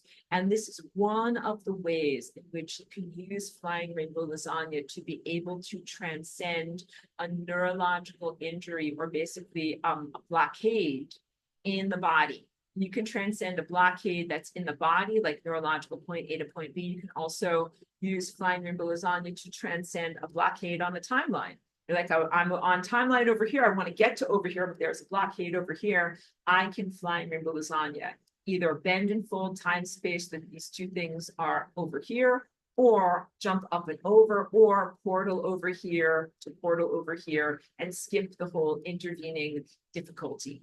And my definition of self in my life, and my eternal self that will be coming with me after this experience, is I'm the person who transcended the injury by inventing flying rainbow lasagna and figuring out how to portal around my brain. Not I'm the person that got brain damage. All right. And it's just an important distinction to make. And I love and support and encourage anybody who's been through any level of like trauma or difficulty, or having an injury or having a disease, totally in rapport and encouragement and solidarity with you. I want you to feel that you are noble and courageous and that you've been through a lot and triumphed over it. You retain the identity in your triumph, but not the identity of the original injury that harmed you, because otherwise then you would have to be like permanently injured for forever. And healing and transformation has to do with a redefinition of self and a recontextualization of self, as much as it has to do with a changing and healing of the tissues or rearrangement of the tissues of the body. Okay, so wait, I was just talking about, I want to talk, I'm putting my notes over here so I know where I'm talking about. So let me tell you a few fun stories. This is not the same as like my Aurora stories, but I went to this fun gathering that was on Mount Shasta with a bunch of people. And at one point we were all like hanging out and just telling Mount Shasta stories. And this person told me this wonderful story about their interaction with Saint Germain. All right. So first they went for a hike that was going up the mountain, and it was summertime. But on Mount Shasta, what you have to know is that it's often still frozen there, even in the summertime, because of the snowpack, right? So they were not dressed for the weather, and they were not dressed for a frozen hike. And this is a woman, and she was with this guy. It was like a big, tall, burly kind of guy. And as they started to get closer and closer with the snow and everything, he just started to feel more and more sick. Like he was white, he was feeling really weak, he is very cold, and he felt like he couldn't go on. And she felt like she could go on. And she felt like the path up the mountain was her ascension. She felt like, oh, I want to walk all the way up. I can make it through, she felt like it was a supernatural experience. So she was very torn, because she wanted to have her ascension experience and be relieved of the burdens of being in the material world. But she's with this guy, and she knew that if she kept going, she would ascend, but she knew that he would lose his life because he was not going to be okay. And she chose to help him and not take her ascension moment. And so they turned around on the path. She kind of helped him, like even though he was much bigger than her, she kind of helped carry him down the mountain. And they made it to like a place where they could get some food, and they got him some soup, and he got warmed up, and he kind of, came back to himself and was feeling better. All right. That's not the end of the story. Oh, no. This is a Mount Shasta story. So then they were, I skipped parts of it too. When they were on the mountain, like how she knew that it was an ascension moment for her, because they had been in this cave that is like this cave that's covered in crystals and amethysts. And they saw like these fairies dancing in the cave. And some of them even came like ladies in beautiful like long ball gowns that were like floating above the floor, and they were dancing around in such beautiful ways. And some of them even came forward, and they like offered their hands. They like wanted to dance, and they wanted to dance with this guy. This is before he became like, very deathly ill. I'm sorry that I'm telling this story so badly. But he was like, no, I don't dance anymore. Since my wife died, I don't dance anymore. My knees aren't good. He made all these excuses and everything like that. But they were like, no, come and dance with us. So they had this magical experience, and she saw this key point, kind of like bearded, goatee looking guy who was dancing with these fairies. All right. That's in this special cave, in this amethyst cave. It's kind of up near Panther Meadows. And then she was going further. Guy felt ill, brought him back down. Okay. I forgot the part about the cave. All right. So then got the soup, feeling better. She's driving along, and she sees this guy by the side of the road who looks exactly like the guy with the goatee that she saw in the amethyst crystal cave. And she stopped to talk with him, and she was invited to a speech that was, he said, I'm a presenter, I'm a Shakespearean scholar, actually, and I'm giving a talk about, it was one of the Shakespearean plays, I think it was maybe Romeo and Juliet, blah, blah, blah, at this place, please come. And so this is how you have to act on Mount Shasta. You have to be like, okay, weird person that I just met that looks exactly like the magical person that I saw dancing with fairies in the cave. I'll come to your talk on Shakespeare. Sounds cool. And so they go to this place. It's like a big meeting hall. And there's lots of other people there, and they know some of those people. And they sit down, and this guy who's a Shakespearean scholar starts to give what most of the people perceive as a scholarly presentation all about the works of William Shakespeare, except for her. She does not perceive this as a lecture about Shakespeare. She perceives that guy as turning to her and speaking to her completely separately and giving her a complete rundown on what is Ascension, a personal teaching about what Ascension is, what it means for her personally. And this went on for like an hour. And then he completed the presentation that he gave to her. And then they kind of both rejoined regular reality, and everyone's clapping. And one of the regular people turned to her and said, wasn't that a great speech about Romeo and Juliet? And she's like this, she's like, yeah, great speech about Romeo and Juliet. Like, she didn't say like, that's not what I heard at all. And you know, of course, she talked to her friend, who was the guy who was, you know, at death's door. Now he's back again. He's fine. And he had also gotten just the Romeo and Juliet Shakespearean teaching, not the Ascension teaching. So here is how this is just like a really beautiful story that this person told. And clearly they were still on Earth. They hadn't ascended when they told me this story. But it was a multi-layered teaching that happened for them. When you go to Mount Shasta, get multi-layered teachings where things are symbolic, and you have material symbols that speak to you on a spiritual level about your own journey. And you have to interpret everything through your filter to really comprehend what was going on.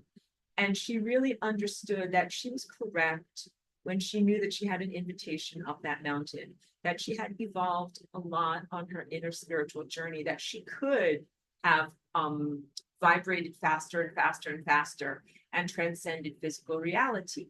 But it was a little bit of a test of her integrity when her friend that she was traveling with became ill, and when they couldn't make it up the slope together, because Ascension is very much about not just like, see you suckers. It's not just like, I'm ascending, I'm graduating. It's like, F you, everyone. Screw off, I'm going to heaven.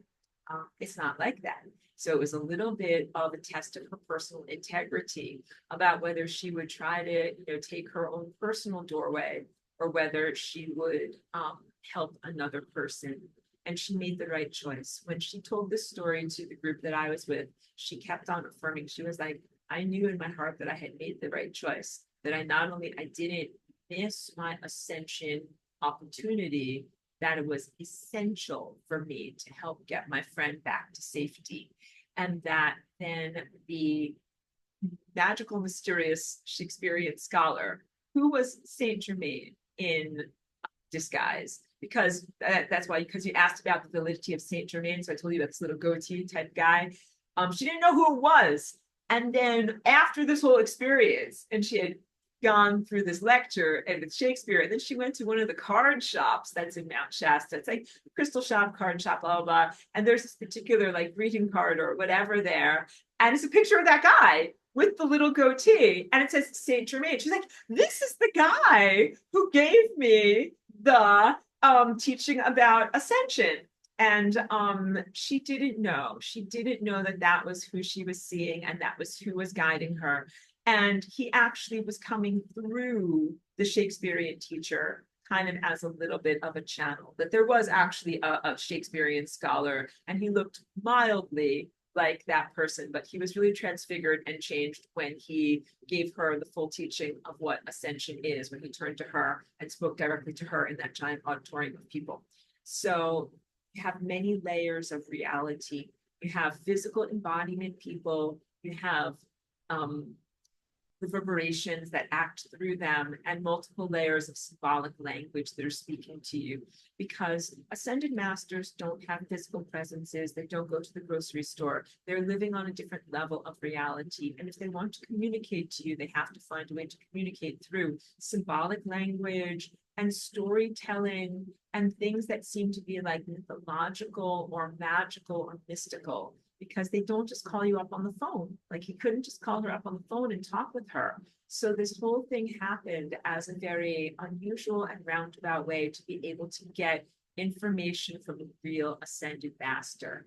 And she said that the teaching that she received for like an hour about what ascension is, that it absolutely affirmed to her that she had made the right choice by prioritizing helping another person, by recognizing that there's not only one pathway to ascension, by not being competitive or limited in her thinking, and by just being in huge levels of personal integrity and goodness.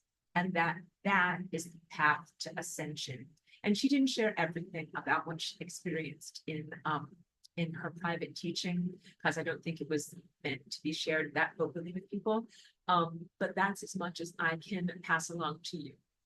Saint Germain is a real person, a real presence. I can't believe every single story that's ever been told about him, but I know that he is a real person, a loving presence, and very, very much still active and affiliated with the area that we know as Mount Shasta. And Mount Shasta has many of these interdimensional portals that are kind of like overlapping areas. So that was that Crystal Cave in Panther Meadows is an overlap area. You have to know that about Mount Shasta, that when you go there, sometimes there are areas that are still frozen under snow because they're not accessible to your level of meat suit or density, because you have to be at a less dense level to be able to go into those areas. And they're usually areas that are higher up the mountain. So there's different levels and layers to reality, like the regular town, anybody can go there. Some of the hiking paths that are more for more, less physically embodied people, higher vibration people, and then the highest vibration places where you often can't even go because it's frozen, because it's dangerous. And if you try to go there in your physical body, you will die. That's right. And so you'd be like, I have to not go there because I am not ready to go there yet. And there's areas of overlap and different portals that you can use to be able to talk with or communicate with or receive signs and symbols and guiding imagery from those higher dimensional levels of reality. So it is a very, very amazing place. And I hope that that also gives you kind of a sense of the definition of what ascension is. It is, on the one hand, like many things that are spiritual, something that is quantifiable. It's not scientific, but it's something that can be measured, can be observed, can be recognized, kind of like the process of developing your rainbow body or other forms of inner self-cultivation. But it's not something that is materialistic or objective, because it is magical, it is non-physical, it is supernatural, and it's not the same for everyone. So the process of building your light body and ascending is not exactly the same for everyone, but what matters the most is that you act with total authenticity and remain in your personal integrity as you're going through your individual and your unique journey. And when you talk with an ascended master, you're talking with one individuated aspect of something that is a larger cohesive whole, and that is your family of coherent light. And these are all of the ones who have vibrated or accelerated to the level of being pure light beings and who don't have physical bodies anymore. So to be very, very clear, some people have lived in physical bodies and then they have vibrated to the level of being pure light, and now they exist as pure light ascended masters. Some consciousnesses have never had physical dense bodies, and they have continued to have pure light body presences. So these are all different qualities of the type of light body presences. And of course, if you need mentorship and guidance about how to get out of levels of density and how to get into levels of pure light, you got to find someone who's climbed the mountain, not someone who's always lived at the top of the mountain. You got to find someone else who's done this. And so that's the ideal of what I've been sharing with you, these many multiple generations of reciprocally inspirational and caring helpers, helping each other up the mountain in every sense. So I got all of, I'm just scrolling through my notes and I'm gonna wrap it up soon. It's been a beautiful long class.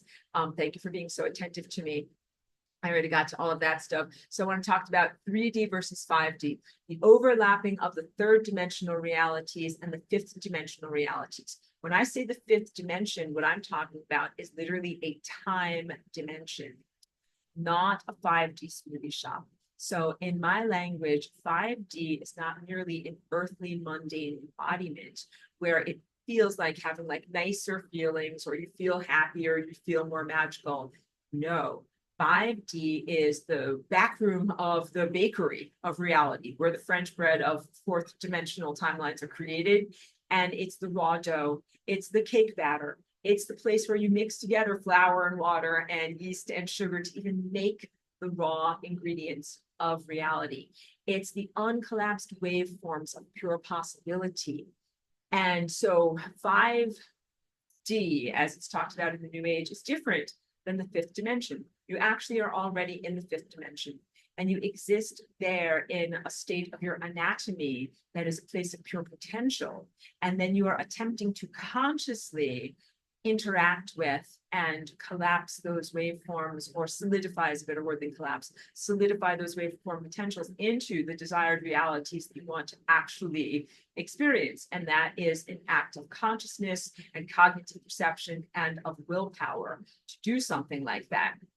And observership.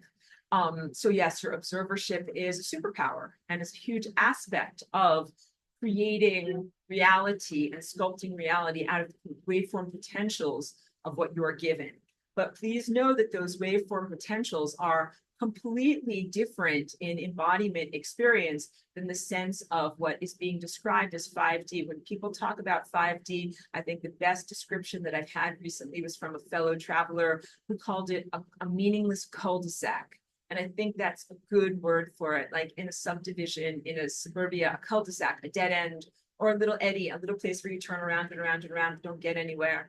That feels like what 5D is. And that's why it is a psyop. And that's why I have to warn you about it, because they took my dough and they baked it into some very burnt cookies by trying to tell you about 5D instead of the fifth dimension. So don't be fooled by imposters and by the cherry picking and mislanguaging of what I share. Please know that you get to exist in successively more refined levels of reality and get more and more levels of personal empowerment in being able to contribute to and sculpt reality, but that it's not the same as just like, I call it sometimes like a festival type of feeling state, hedonism. When I say festival, I mean like these music festivals that are about hedonism. Like I'm gonna wear something beautiful, eat some ice cream, have a fun time, listen to some good music. Like that, and that's what 5D is. It's magical. And I'm like, this technically, like 5D is something totally different than that. That is even better and more magical than that. But for some people, that's the pinnacle or the apotheosis of what they can consider. It's magical, like going to Burning Man or something like that. Like, I'm going to go out into the middle of the desert. I'm going to wear a long flowing gown. I'm going to eat an ice cream cone, you know, and in a dust storm and listen to some weird music. And that's really like hedonism, not necessarily the magic of 5D. What's the magic of 5D? Because we were getting into the fifth dimension before all of the Coronasaurus and other stuff that happened several years ago. And I was joking about this with some of the people that were in my classes, and we shared some of our good manifestation stories that are mostly minor manifestations because we were just on the verge, on the initial crest of the wave of what it is to be able to really consciously solidify matter from the potentials of the fifth dimension. So for me, it was tiny screws. I'll share my manifestation story with you. For my friend Angel, it was a wheelbarrow. So she was doing some gardening and she needed to move some stuff. And a wheelbarrow magically appeared behind her. And she said to her friend, "Oh, thanks so much for putting that wheelbarrow there for me." And he was like, "I didn't put a wheelbarrow there for you." She's like, "Where'd this come from?" Like, don't ask me. So somehow it magically appeared. But you're like, a wheelbarrow, like that's so boring. Like I could buy one for $50. Go to Home Depot. I know. But sometimes our manifestations are of mundane objects in extra mundane situations, and they affirm to us the magic of our reality. I had wonderful experiences on Mount Shasta myself that I will not share with you in this context, but maybe at my upcoming retreat. The magic that I had there that affirmed the magic of reality to me and even was personally significant in healings. P.S. Come to my wonderful retreat. That is, you only have a couple of more weeks to sign up for. It's coming soon. Tiny screws for me. So I used to have a giant bucket of like, I don't want to call it junk, but just like random objects. That was part of my art studio, not a bucket, but kind of like whatever, like a big tackle box. I would just throw everything in there. And I save things that I kind of whatever learned, like, when you're disassembling something and, you have extra parts or whatever, like you save the parts.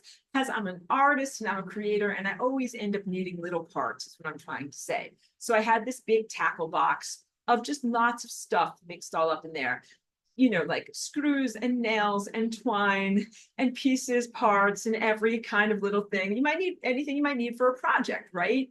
And there was one particular project that I was working on. This was like circa 2019 or so. And I needed a tiny screw to be able to make it all come together. And I was like, well, let me see what I've got in my giant box of weird stuff. And I just opened up my tackle box and I stuck my hand in. And the very first thing that pulled out was a tiny screw in exactly the right size, exactly the right diameter that I needed for my project. And I was like, the likelihood of this is zero. This is not random. I manifested this tiny screw. This is not a tiny screw that was somehow standing there waiting for me because I put it there 5 years ago. And now I finally just reached in and found it. I reached into what my rational mind said was a field of pure potential. Because the truth is, I haven't cataloged everything that's in this giant bin. I don't know exactly what's in there. I'm going to fish around. I'm going to put my hand in and fish around. So part of the magic of manifestation is fooling your rational mind. Because if you don't have an exact catalog of the contents, you don't know what exactly is there and what exactly isn't there. So as long as you don't know what is and isn't there, there's the potential for it to be there. And then the other thing was a little bit of a suspension of disbelief because I was like, okay, like, I don't know if it's in there or if it's not in there. I'll just kind of fish around and find out. That is the perfect approach, the perfect emotional approach. It's not like I was like, oh my God, oh Lord above, please, oh please, gift me with a tiny screw. I need this now. It wasn't that sense of like deep urgency, prayerful request, SOS. It wasn't any of that. And nor was it disbelief where it's like, this will never happen. I disbelieve, I poo-poo on this will never happen. It was just this sense of kind of like neutral bemusedness where I'm like, oh, maybe it might be in there. I know, let's try. And then, so quantum indeterminacy, neutrally bemused, and then giving it a chance. Giving it a chance. And out of all of that came the tiny screw. And it was a magical moment for me that I share with you, just like this lady shared, her Ascension experience with a Shakespearean scholar. These are non-rational moments. These are non-rational, I call them medicine stories, in the same sense that in the oral culture of Indigenous people, there are medicine teaching stories that are about transmitting the magical quality of what you experience from moment to moment through personal experience. Of what these are magic stories. And I think probably every single one of us has something like this for when I've changed, when I've shared this story with people throughout, the different semesters that I talk with people always tell me about their coffee manifestations because we need our coffee in the morning. I drink decaf, but even still I need my coffee in the morning. So this was a lot of people. They told stories like this. My husband had used up all the coffee in the household. And I woke up in the morning and I saw the coffee pot was empty and I wanted coffee. And then I saw the coffee pot, the grounds, there were no grounds. And I was like, there's got to be some coffee around here somewhere. And I reached up above into the pantry and I reached back and there was a whole pound of coffee and I made my coffee. That was one person who shared. Another person shared that they had gone, they needed their coffee, they didn't have any at home. They went to the park, they sit down on a park bench, there is a whole cup of coffee right next to them. And it didn't have any lipstick marks around the edges. No, no one pristine. No one had drunk it. Beautiful, hot cup of coffee waiting for them right there. And one other person, this was during a time of the worldwide health crisis when there were a lot of supply chain disruptions, had gone to the store and wanted whatever was their favorite product. I don't remember what it was, if it was coffee or if it was some form of like coconut in a jar, but there was nothing left. And this was, if you remember at that time, there weren't a lot of things that were on the store shelves, and there was problems with toilet paper, and there weren't a lot of things. And so she was looking for the product that she wanted, and it wasn't there. And she was like, oh, there's got to be one around here somewhere. And she just kind of said she reached into the shelves, like, you know, on the store, like you reach into the shelves, kind of back behind everything. She just kind of fished around like I did, looking for that tiny screw. And she kind of felt something and came back, and she was like, well, look at that. It's exactly the thing I was looking for. Last one on the shelf. She manifested that. All of those are stories of manifestation, of bringing forward literal matter by using our consciousness and our minds. And that is just the smaller kindergarten tip of the iceberg. Kindergarten is good, don't worry. It's good being a kindergartner. Early level, entry level manifestations. And that was, you know, when we got very disrupted, because we're on this good journey of like learning about our superpowers, learning how to manifest tiny screws and cups of coffee. Then we got severely disrupted really by this stuff. Okay. So what we need to do is fully reclaim our ascension process. The first thing now that you need to manifest is not wheelbarrows or a tiny screw. You need to manifest the ability to get this crapola out of you and out of your world. And then you also need to manifest the ability to get the people that made that stuff out of your world, because those people are cancerous. And you need to get rid of their infrastructures and their organizations and everything that they are making in your world. So please know that that is part of your duty and your job as an ascending master. You're ascending, you're not ascended yet, you're ascending. And that it's a big part of you serving your community. As when we are ascended masters, a lot of what we do is we balance out responsibility to ourselves as an individual with responsibility to our community. So I want to manifest a cup of coffee. I'm like, don't talk to me in the morning, I need coffee. Manifest some coffee. But I want to do more than just manifest coffee for me. What I want to do is manifest something that serves our whole entire collective. So, you know, we learned at the beginning of this worldwide health crisis, as our manifestation abilities were being like hugely disrupted and distorted and psyoped out of existence, were very powerful, and we can create our reality. Then we got wildly gyrated, and it all turned around and turned out of control. It has been a 4-year-long journey towards wresting control, regaining control of our own steering wheels of our lives and of our individual and collective ascension process, to the point where we now have to consciously choose what we are manifesting and consciously choose to unmanifest certain things. You want to unmanifest things that are rogue cells in your body. You want to unmanifest those rogue organizations and rogue people in your world that have been trying to prevent you from becoming the empowered master who you are.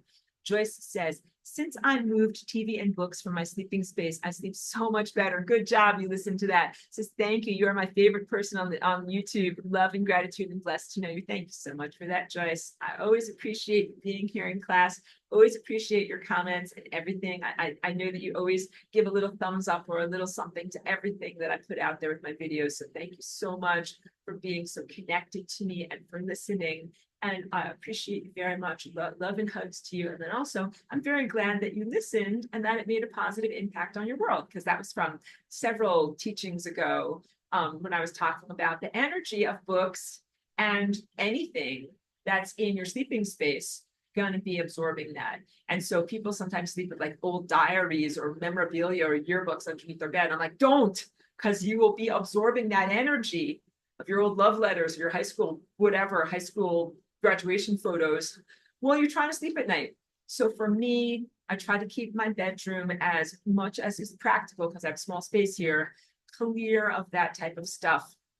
Like all of my stuff for my business, and responsibilities I have out here in this room. So that way, when I sleep at night and I expand my energy field and I'm feeling everything in my room, I'm not expanding into my calendar that says like, you have to do this and you have to do this and you have to pay this bill and you have to do this. Like, no, you don't want any of that stuff in your sleeping space. And you want your sleeping space to be like as clean and pristine as you possibly can be. So we try to do that with my bedroom as much as is possible.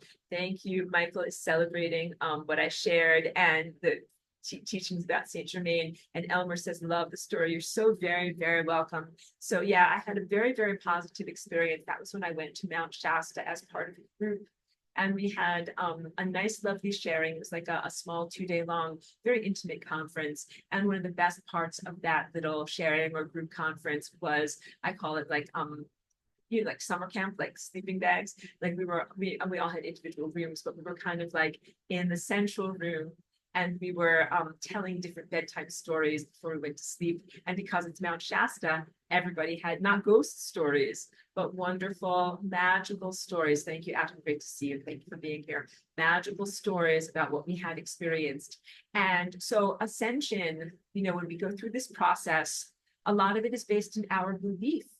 And belief is something that is cultivated. So when I went to Mount Shasta on different occasions and I had my different experiences there, it fostered belief in me about my own innate magic. And it helped to remind me of what it feels like to be a magical person, to be a non-mundane or a super mundane person, to know that my mind creates things, to know that my mind is not only contributing towards reality, but it's making reality. I'm making timelines, I'm making things happen.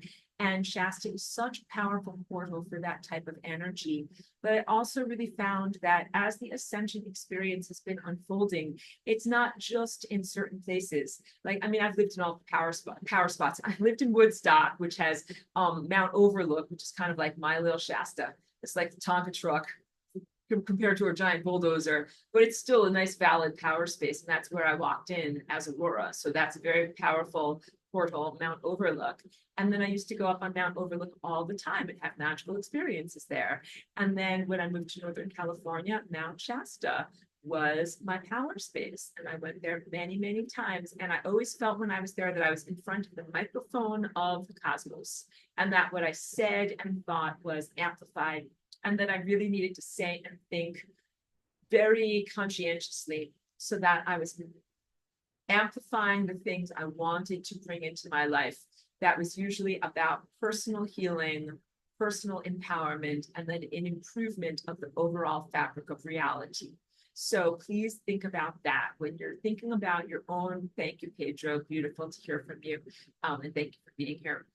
When you think about Ascension and this process, please know that it is a magical self-empowerment, but it also happens in the context of everything that you're connected to.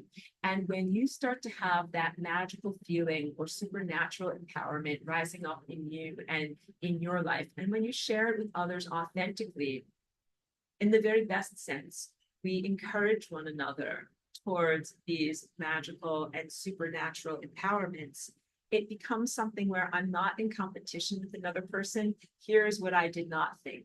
I did not think like, how come you got to see Saint Germain? How come you got the, private teaching from the Shakespearean scholar? I want it. Can't be that way. And I hope that I sounded exactly like the girl from Willy Wonka who says, but Daddy, I want the golden goose too. You can't be like her. You cannot be like that bratty girl. You gotta be like, wow, I'm so happy for you that you had that experience.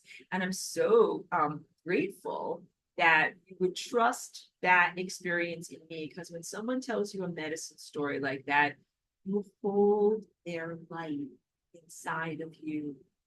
It's powerful and meaningful to them. And you hold it inside of you. And when I say medicine, I mean like something that makes you feel better and reminds you of your true states of health and empowerment. And when you receive a teaching and a story like that, you must receive it in like the sacredness in the way that it's gifted to you. And also you don't come at them with skepticism and say like, I really don't believe in this part and this part and this part. And how do you know this and this and this? You don't do that. And I'm the worst person to watch a movie with because I always do that. I'm like, this person was wearing a necktie in this scene, and now here they are not wearing their cravat. This whole entire movie is invalidated because of this, problems scenery or whatever like that. Like I'll be that way in looking at plot holes and stuff like that, but you do not do that when you receive an ascension teaching or a story about someone's deeply held ascension experiences and healing experiences. Skepticism and self-doubt are actually the enemy or the antithesis of that type of supernatural empowerment state that we're really looking for, that has to do with belief and belief in something greater and belief in something that is beyond analysis and beyond the intellect. Charlie B, thank you for being here. Says, it is a blessing when something good happens to someone you love. Yes, exactly. It is a wonderful ascension skill to be able to, Jiggy just came out, let's have Jiggy, to be able to celebrate someone else's good fortune, to be able to celebrate when someone else has a spiritual triumph or receives a special spiritual teaching or augmentation, and then when they share it with you, it is something to be celebrated, because you also can comprehend, like, they worked for and earned and received something that uplifted them, and that their uplift translates into your uplift and the uplift of our whole entire world. So it is a wonderful life skill to celebrate the triumph of others, their healings, their athletic accomplishments, and their spiritual gifts. And that also, like, if someone is able to do something, like, I know someone who runs 100-mile marathons, and that is normal for her, and she's an amazing athlete. When someone is able to do that, you celebrate it. You're like, you're an amazing person. You ran 100 miles. You believed in yourself and ran 100 miles. And you celebrate that. And it's just this beautiful gift of light. It takes $0 to celebrate someone on that level. It is 100% the gift from your heart to be able to celebrate someone's attainment or accomplishment, or they have a baby, or they do something that is important and meaningful to them. Whatever it is, celebrate it alongside of them. Lisa says, I'm grateful for all that you share with divine love and action, divine intentions of our true organic ascension journey. Uplifting hugs to you and Cheeky. Thank you so much. I really appreciate that. And I'm hugging you too, Lisa. And I also want you to know I love and appreciate you guys so much whenever you include Cheeky in your positive good wishes towards me and everything that you share about, because Cheeky is like at the center of my ascension process, and is so important to me in terms of everything that she gives to me, and our love bond, and all the adventures that we've been on together, and all of the journeys and hardships that I've been on. Cheeky has been right there next to me. Like, if this is a movie like The Never-Ending Story, she is my horse, but she did not drown in the swamps of despairs. She stayed positive no matter what. She lifted me up during times when I felt despair.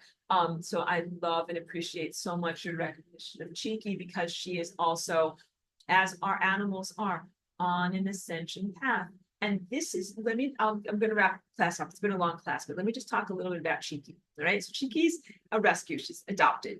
And the first 4 years of her life were not good years, and they were not nice to her. And she had bad experiences. And then either she ran away or it was owner surrender, whatever it was. She ended up in, I call it dog jail, but this is like, like a high kill shelter in LA somewhere. And she was so scared that she was in dog jail, and she used to hide under a blanket and not come out. And she was found by this wonderful organization called Dogs Without Borders, and they got her out of dog jail, and they brought her into a fosterage, right? And then she lived with them for a couple of months, and then I found her on the website. But I bring this up so that you can comprehend. There was one point in Cheeky's life when she's this little dog, totally afraid, hiding under a blanket in a shelter with all of the, dogs barking and like unpleasant situation, and she was very afraid. And she had to envision something better. She had to believe, without knowing, that there would be some human out there who would want her, that she would get rescued, that she would not be euthanized, that she would not be discarded, that someone out there would care about her enough to get her out of that situation. She manifested that. because the woman who runs Dogs Without Borders went through that shelter and said, that dog's got potential. We're getting her out of here. Jailbreak. All right. And then in the time that Cheeky was in a foster, she had a very nice family, and we still send them like Christmas cards and stuff and say like, yep, I've had Cheeky for 7 years. Thank you for taking care of her until I adopted her. But she had to believe in that situation because she was just kind of like, second banana in that household. She was just kind of like waiting to get adopted. It wasn't her true family, but she had to believe like, I'm going to keep on being the best dog I can be. Someone out there is going to love me. And then it took me looking on the website, and I literally fell in love with her at first sight. And I said, that is the dog for me, and I'm going to adopt her. And she was, they lived like 5 hours away. So it was actually really challenging to be able to get her to me. And they were willing to drive to bring her to me so I could adopt her. All of these amazing things had to happen, but Cheeky had to believe it into existence. She is on a journey of ascended mastery, where she has had to reach inside and find aspects of her own supernatural ability to manifest, to be able to come into my life. Now she is a master manifester. She has manifested an entire egg roll, because we don't have junk food like that in the house. She's manifested an entire egg roll on the sidewalk outside, pepperoni pizza, half a hot dog, like literally all these foods that I do not have in my household. Pizza crusts, carbs, crackers, goldfish crackers, cookies, all these different things, chicken nuggets. And she manifests all those things on the sidewalk for herself because she's like, yeah, I want to taste what that tastes like. You never have that at home. I'll make it for myself out here. So I bring this up as like a lighthearted way to close out our wonderful class for today, but also so that and validate our dogs and cats are absolutely ascending as well. And their connection, their desire, their passion for what they want to manifest in their life is equally as deeply felt and valid as what we experience. And so this is what I mean when I say that we have to have the balance of manifesting what we want for ourselves as individuals, but also what we want for our whole entire community. So Cheeky wants to manifest like an egg roll for herself, but you know what she also wants to manifest? That the park, her favorite park is there, and that the trees are there, and that the other dogs are there, and that we have social stability, and she can do all the things that she likes to do and run around and play. So we all learn from these wonderful animals that are in our lives, and our journeys are not separate. They're totally intertwined with the very intentional like uplift that we're experiencing. And so the theme is about believing even when you're in dark times, moving forward on faith, even when you don't have analytical information that tells you that you can move forward, being the best version that you can be in reality. Cheeky has done all of those things, and she's a master teacher for me. And this is also pretty funny because I was going through all of my like notes and everything. Like I had to go through to find my notes for today. And I found my original thing that I had written that was my wish list of wanting to adopt my dog. All of the parameters that I wrote on there, that every single one of them fit my dog Cheeky. That this is, I wrote down like I want a dog who's like this, and Cheeky fits every single one of those parameters. And that literally just came up today because I had put in the search terms and I saw it and I read through it again. And I was like, what an amazing manifestation. So even more than manifesting, an inanimate object like a tiny screw or a wheelbarrow, we manifest important relationships and loved ones in our lives that are absolutely essential to what we are learning. And she's contributed so much towards my personal growth. So thank you guys for including her in all of your good wishes.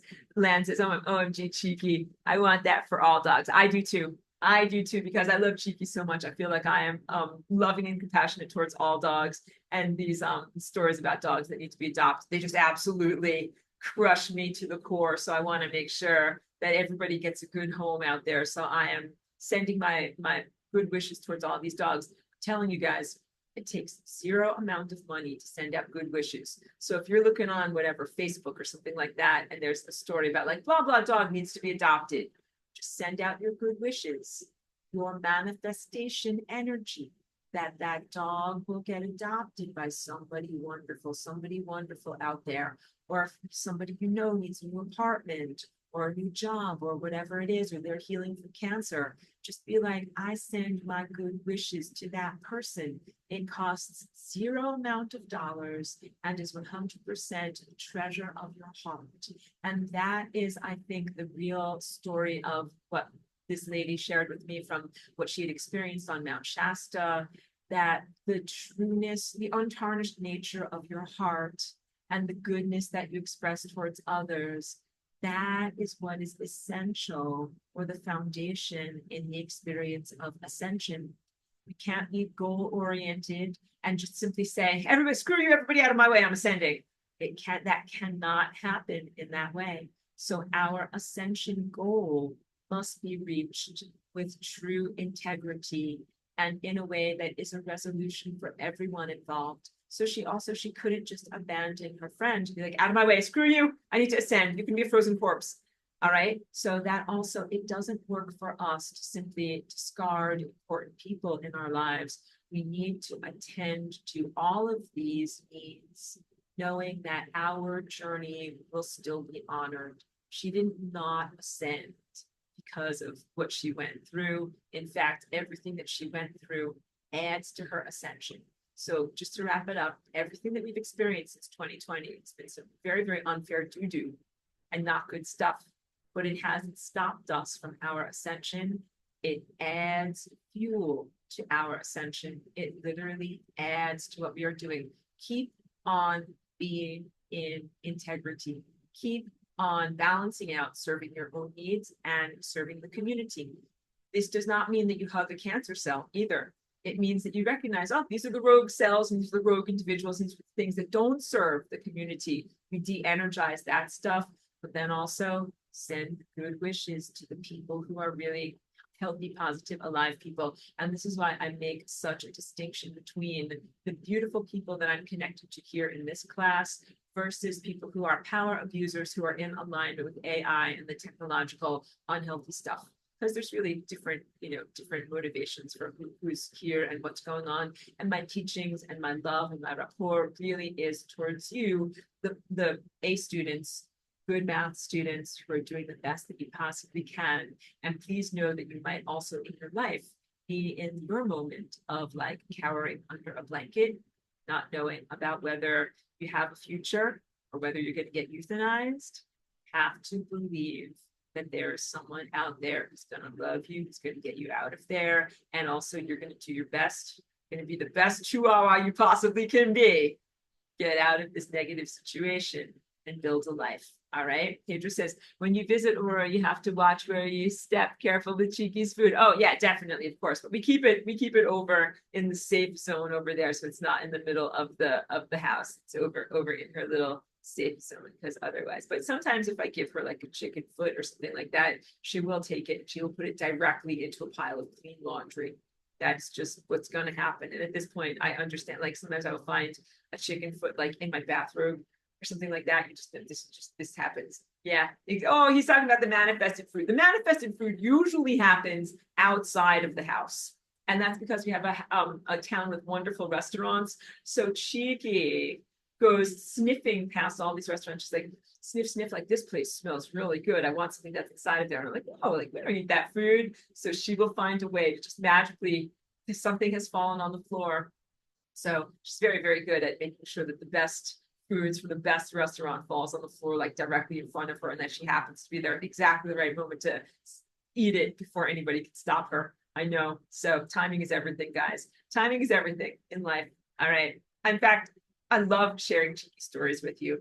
It is definitely now time for me to actually get her outside and get some good exercise. We'll walk around, and who knows, because every time I talk about this type of stuff, things manifest. So you never know. There could be a slice of pepperoni pizza out there with Cheeky's name on it. You never know. Who knows what it could possibly be. One time it was spanakopita. She gets everything. Yep, that's right. Pedro says time to go out and make more stories. That's exactly what we're going to do.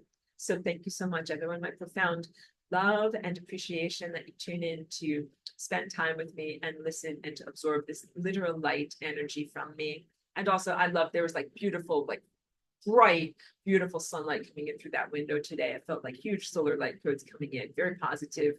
Thank you for listening to and receiving all of these wonderful stories from me. And I encourage you endlessly in your own personal ascension process, in your healing, in your empowerment, in your remembrance of your own ability to manifest. And may we all manifest the greatest reality that we possibly can, where Cheeky gets to eat spanakopita and I get all of the tiny screws that I need for my different projects or whatever it is, take paintbrushes. Everybody gets exactly what they need in exactly the right moment. Okay? I know I'm a little silly sometimes, but I'm very serious. Thank you very much. And my profound love and respect to all of you. Thank you, everyone.